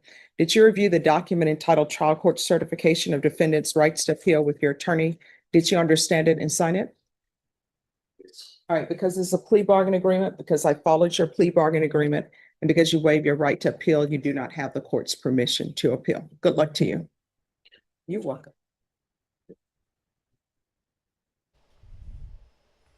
So one thought I have here. So in a different YouTube version of Dan, I made friends with the most prolific predator catcher, non-law enforcement that's out there. So he and I have talked a ton about the different cases that he's had and the different people that he sees and all of that. And one thing that holds very true is that so many of these predators, they have these physical ailments. It's a thing. I can't tell you how many people he's run across that have had MS or some kind of ADHD or mental issue, or they're severe diabetic, or they're missing a foot, or there's something wrong with these people physically. And it is insane. I don't know why that's a thing, but it's a thing. So when he argues that, well, he's got these physical things, it seems like that's more of a feature than a bug with these people, and I don't know why. And honestly, this catcher, he doesn't understand it either. So, yeah, Barb, Alex Rosen. Let's go back to Judge Stevens. Okay.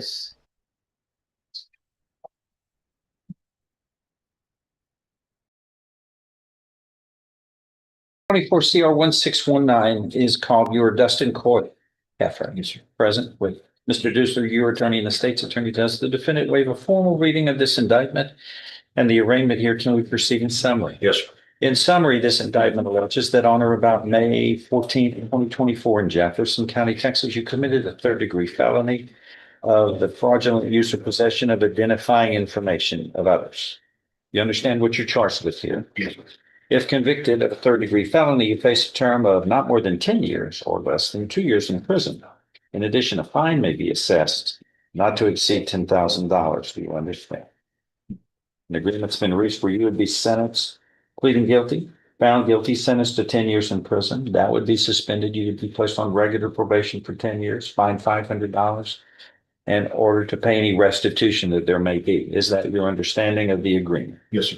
If I follow this, you have no right of appeal of your case. Do you understand? Yes, sir. How do you plead to this, guilty or not guilty? Guilty.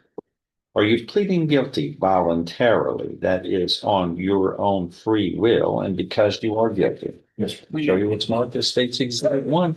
Did you sign that document voluntarily? Understand it? Discuss it with your attorney? Or the contents true and correct? State's Exhibit 1 is tendered into evidence. No objection. Without objection, it's admitted. Among other things, this states you are mentally competent to enter your guilty plea, and it's freely and voluntarily made. You know what you've been charged with. The indictment's read to you. You've read it. You are guilty of this crime and any lesser included offenses. You are giving up your rights to a jury trial and the rights to the appearance, cross-examination, confrontation of witnesses. You were totally satisfied with the representation provided by your lawyer. All of this is true. It states, so help you God. States Exhibit 1 is part of the record for all purposes. Pre-sentence reports waived here. I am going to follow this agreement and find, if nothing further, sir, you are pleading guilty today voluntarily. You are mentally competent to do so. You understand and appreciate the consequences of pleading guilty. There's sufficient evidence supporting your guilty plea from State's Exhibit 1 admitted here to find you guilty beyond a reasonable doubt. And I now find you guilty beyond a reasonable doubt of this third-degree felony. I'm following this agreement. You will hear sentenced to confinement in the institutional division of the Texas Department of Criminal Justice prison for 10 years.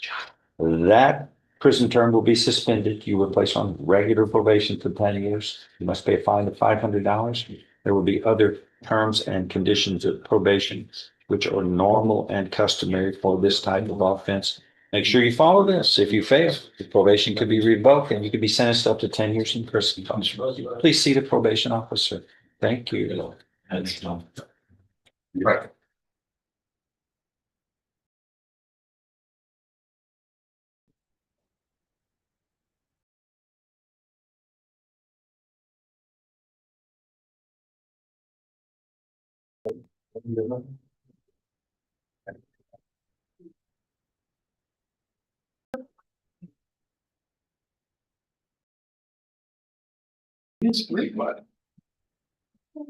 Don, yes. What are we doing on Jared Dobbs? They forgot to bring him here from the jail. We're gonna reset 1 week. It's gonna be completed, but we just didn't get on there. Okay, Jared Dobbs, So next Monday. CR 68, reset 1 week for disposition. Amber Freeman. We need her brought out. This is basically a review of. Okay, I need her file. Amber Freeman, please. Thank you. Amen. What'd you say, Don? It's basically a review on a motion revoke probation. She's pled true in 2022. And What's the status? Held in abeyance. The status of her probation? Is that what it is? I guess. Yes, sir.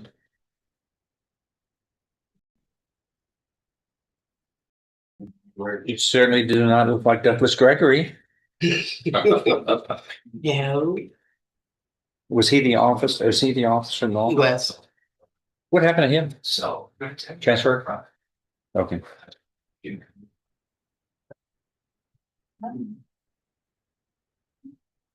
Write me a note. The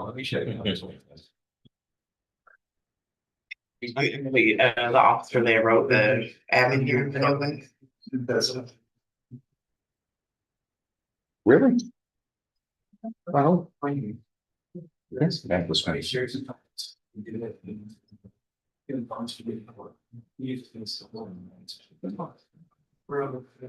Hi. You are Amber Freeman and Ms. Cole. Yes, sir. Is present here as the probation officer representing you here. I'm looking. Back in 22, you pleaded true to a motion to revoke probation, and I held all of that in kind of suspense. We continued the probation here. You were charged, of course, earlier in 2022 in this cause number 39635 with the second-degree felony of robbery. And then we sentenced, you pleaded guilty, you were convicted, sentenced to 10 years in prison. That was suspended. You were placed on regular probation for 10 years and fined $500. Hold on. I'm just doing a history on it for the record here. And so we placed you on probation 5/31/22.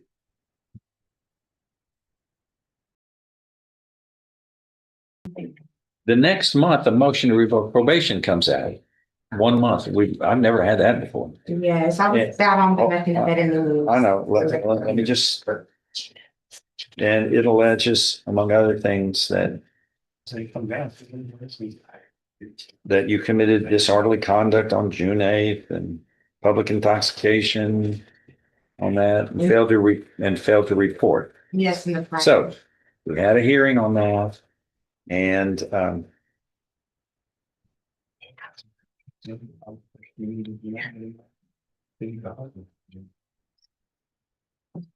says placed on the previous file MTLP. Now,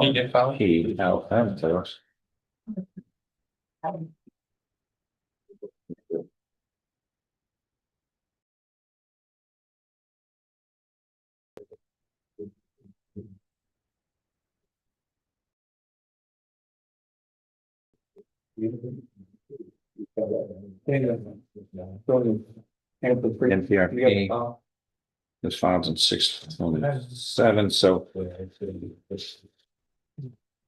we added that. And then a first amended motion to revoke was filed on July 22nd of 2022, and we pretty quickly on August 1st, you pleaded true to those allegations, but also added in that though were trespassing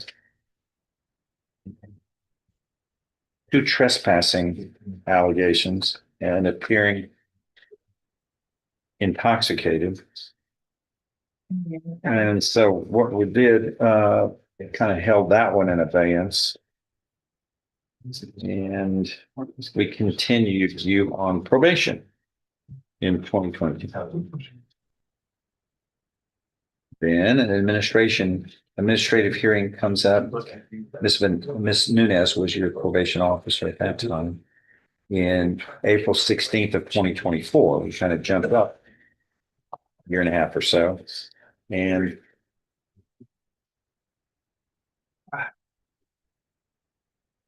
did attend substance abuse felony punishment facility and was successfully discharged, then transferred to a 90-day residential aftercare at the Middleton Center.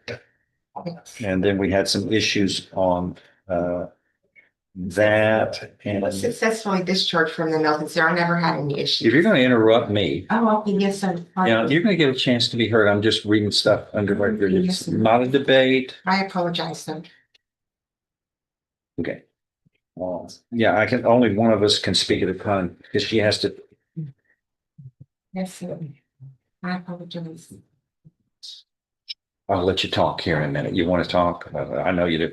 Let me say my little spiel here. And then it was recommended that you enter and complete special needs substance abuse felony punishment. And that was approved by me in April of 24, a little over a year ago. And we modified the special conditions of your relapse safe P program at that time as well.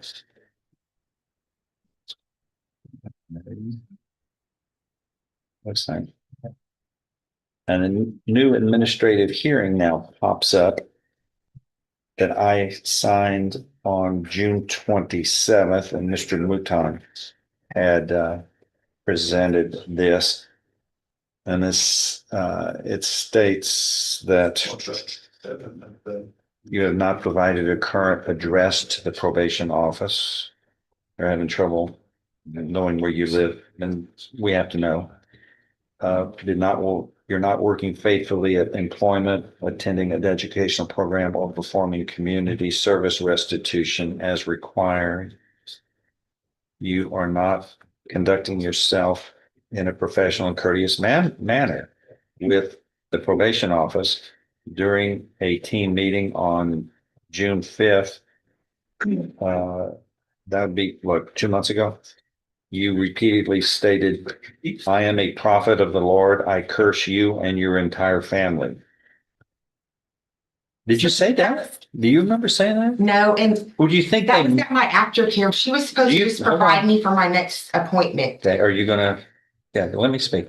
Okay. Do you think they're making that up? Do you think they just made that up out of clear? Yeah, but I am a prophet of the Lord. But I didn't do anything. I passed all my urine analysis. I showed up for a call for all of my colors for the day. Wait. You didn't, you missed this part. And I curse you and your entire family. That doesn't Yes. sound angelic. For the dissent. Hmm? For their dissent and amen. But she was provocating herself against me. She's not my probation officer.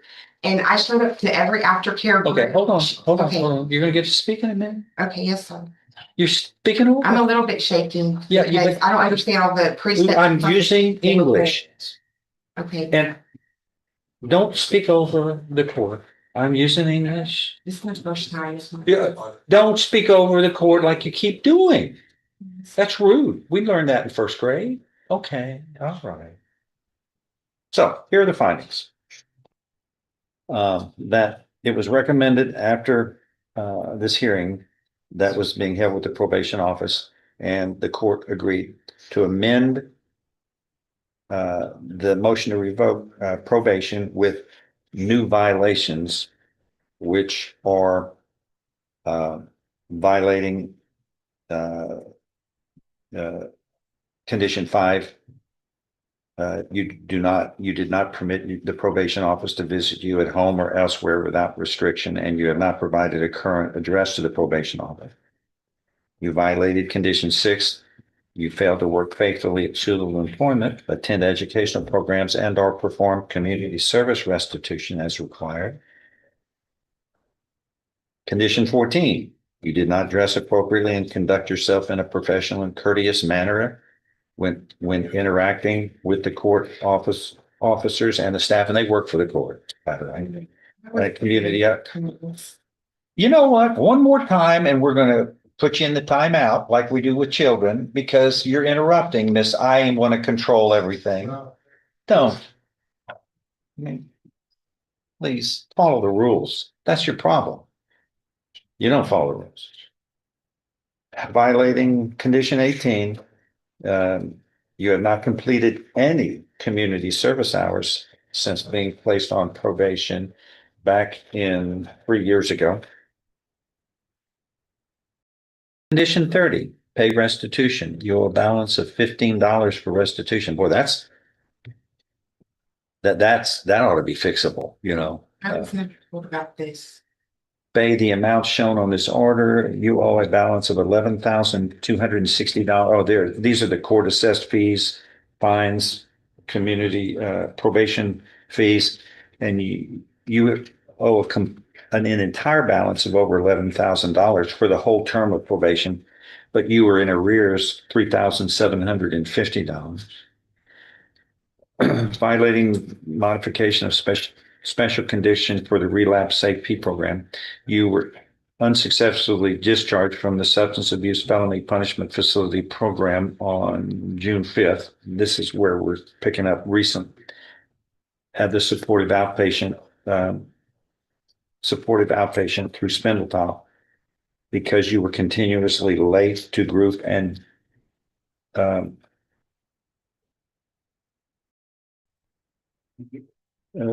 you weren't showing up, apparently. Okay, findings. June 4th, the order was entered for you to enter and successfully complete the Safe P relapse track and all aftercare requirements. You completed Safe P unit placement on 12/3/24 and residential aftercare. Very good. Yes, sir. Thank you. After the discharge from residential aftercare, you were permitted to move to Taylor County. Is it Taylor or Taylor? My plans for the may I ask your permission to speak first? Yeah, hold on. Let me, do you need to, it says after the discharge, you were permitted to move to Taylor County with your sister. This was short-lived because of the behaviors exhibited by the defendant, such as making threats to the family and refusing to continue treatment for sobriety, and you were then returned to Jefferson County, placed in the Safe P supportive outpatient through Spindletop on May 1st to continue substance abuse treatment. Right? Is all of that right? No. Okay, you're going to correct me here. Hold on. And said during the group treatment, you were disrupted by talking to yourself loudly and claiming that you hear voices. It says you are not receptive to mental health treatment unless ordered by the court, but is adamant that no one can force you to take medication. A treatment team meeting was held on June 5th, and Community Supervision Officer Shakita Cole attempted to express concerns regarding your lack of mental health treatment. And you said, I am a prophet of the Lord, and I place a curse on you and your entire family.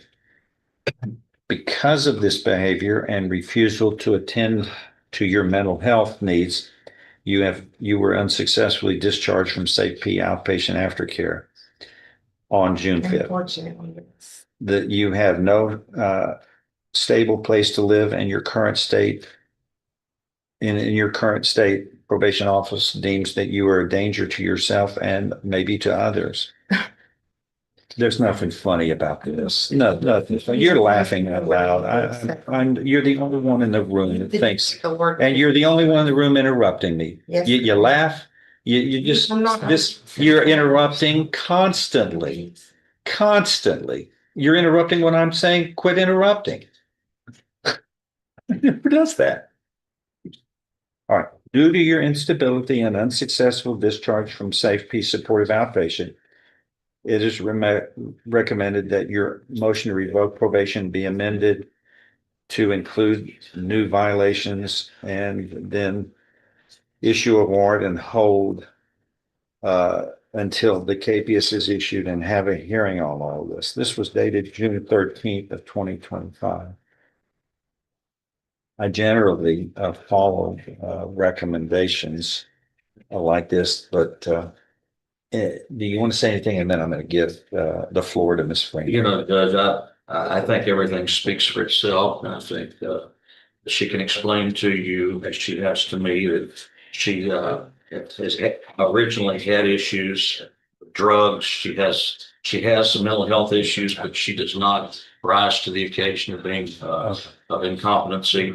She did successfully complete Safe P and the aftercare program. Yeah, and I think capability. And I think it's just some problems that have resulted since then.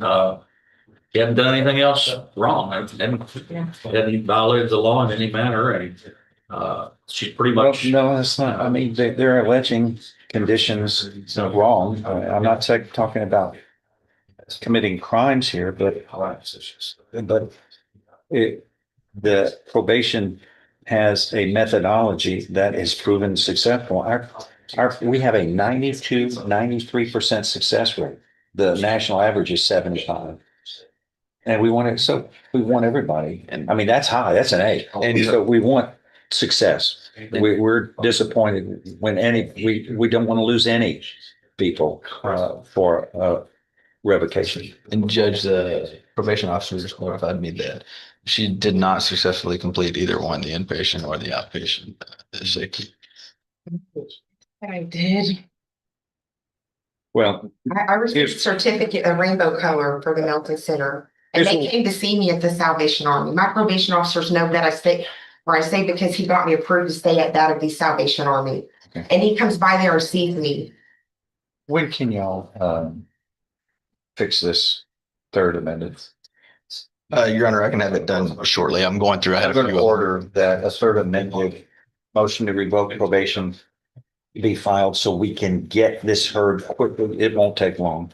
I want a hearing on this as soon as possible. Everybody gets to be heard, and then I'll make my determinations. But we've got to have a formal amendment to this so that all the allegations are brought on the table so everybody can be heard. That way. Okay. And just to be clear, I don't believe this second amended was filed yet. This was from June. Would you like me to file it all with the second real quick? You can put it all in the Yes, second. If you want to call it the second amended, that would include what would have gone into the third amended had the second amended been filed. Yeah, we got to put it on the table and dot all the i's, cross the t's, and see where we go. May I suggest go ahead and set it on a hearing date since you've already started to file the motion. Let's do a hearing. We'll do It's gonna take a little bit, but, can y'all be ready in 2 or 3 weeks? Sure. Yes, sir. Sure. Okay. Then, but it's still we gotta wait for the, and then we'll set it as soon as possible. So get ready, everybody. Okay, thank you. Okay. Yes, ma'am. Okay, so Don. Well, she's special.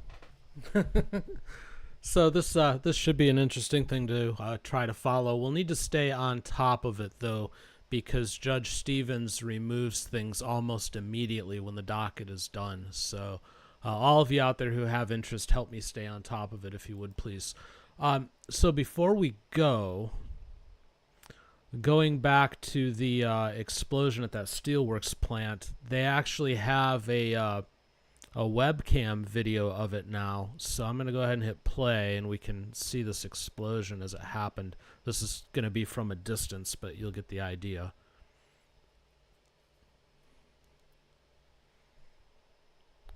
And of course, thank you to Action 4 News. Here it goes.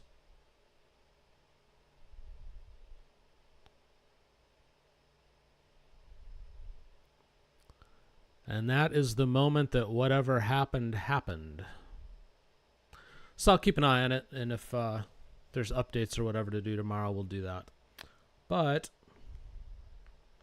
I do hope you enjoyed your day today. I know I did. I look forward to seeing all of you tomorrow at 10 a.m. Eastern, 7 a.m. Pacific. Reminder, if you haven't already, please do consider smashing the like button on the way out. Also, please consider checking out our sponsor, Aura, aura.com/TCF. You will find a link to them down in the description. Again, you get 2 weeks for free when you use the link. That's more than enough time to see what they'll do for you, and I guarantee you, you will see things that you had no idea was going on. So it is definitely worth the look, and you have absolutely nothing to lose and everything to gain. So yeah, I'll see you all tomorrow. Go have yourselves a great Monday. It's been fun, and take care. God bless.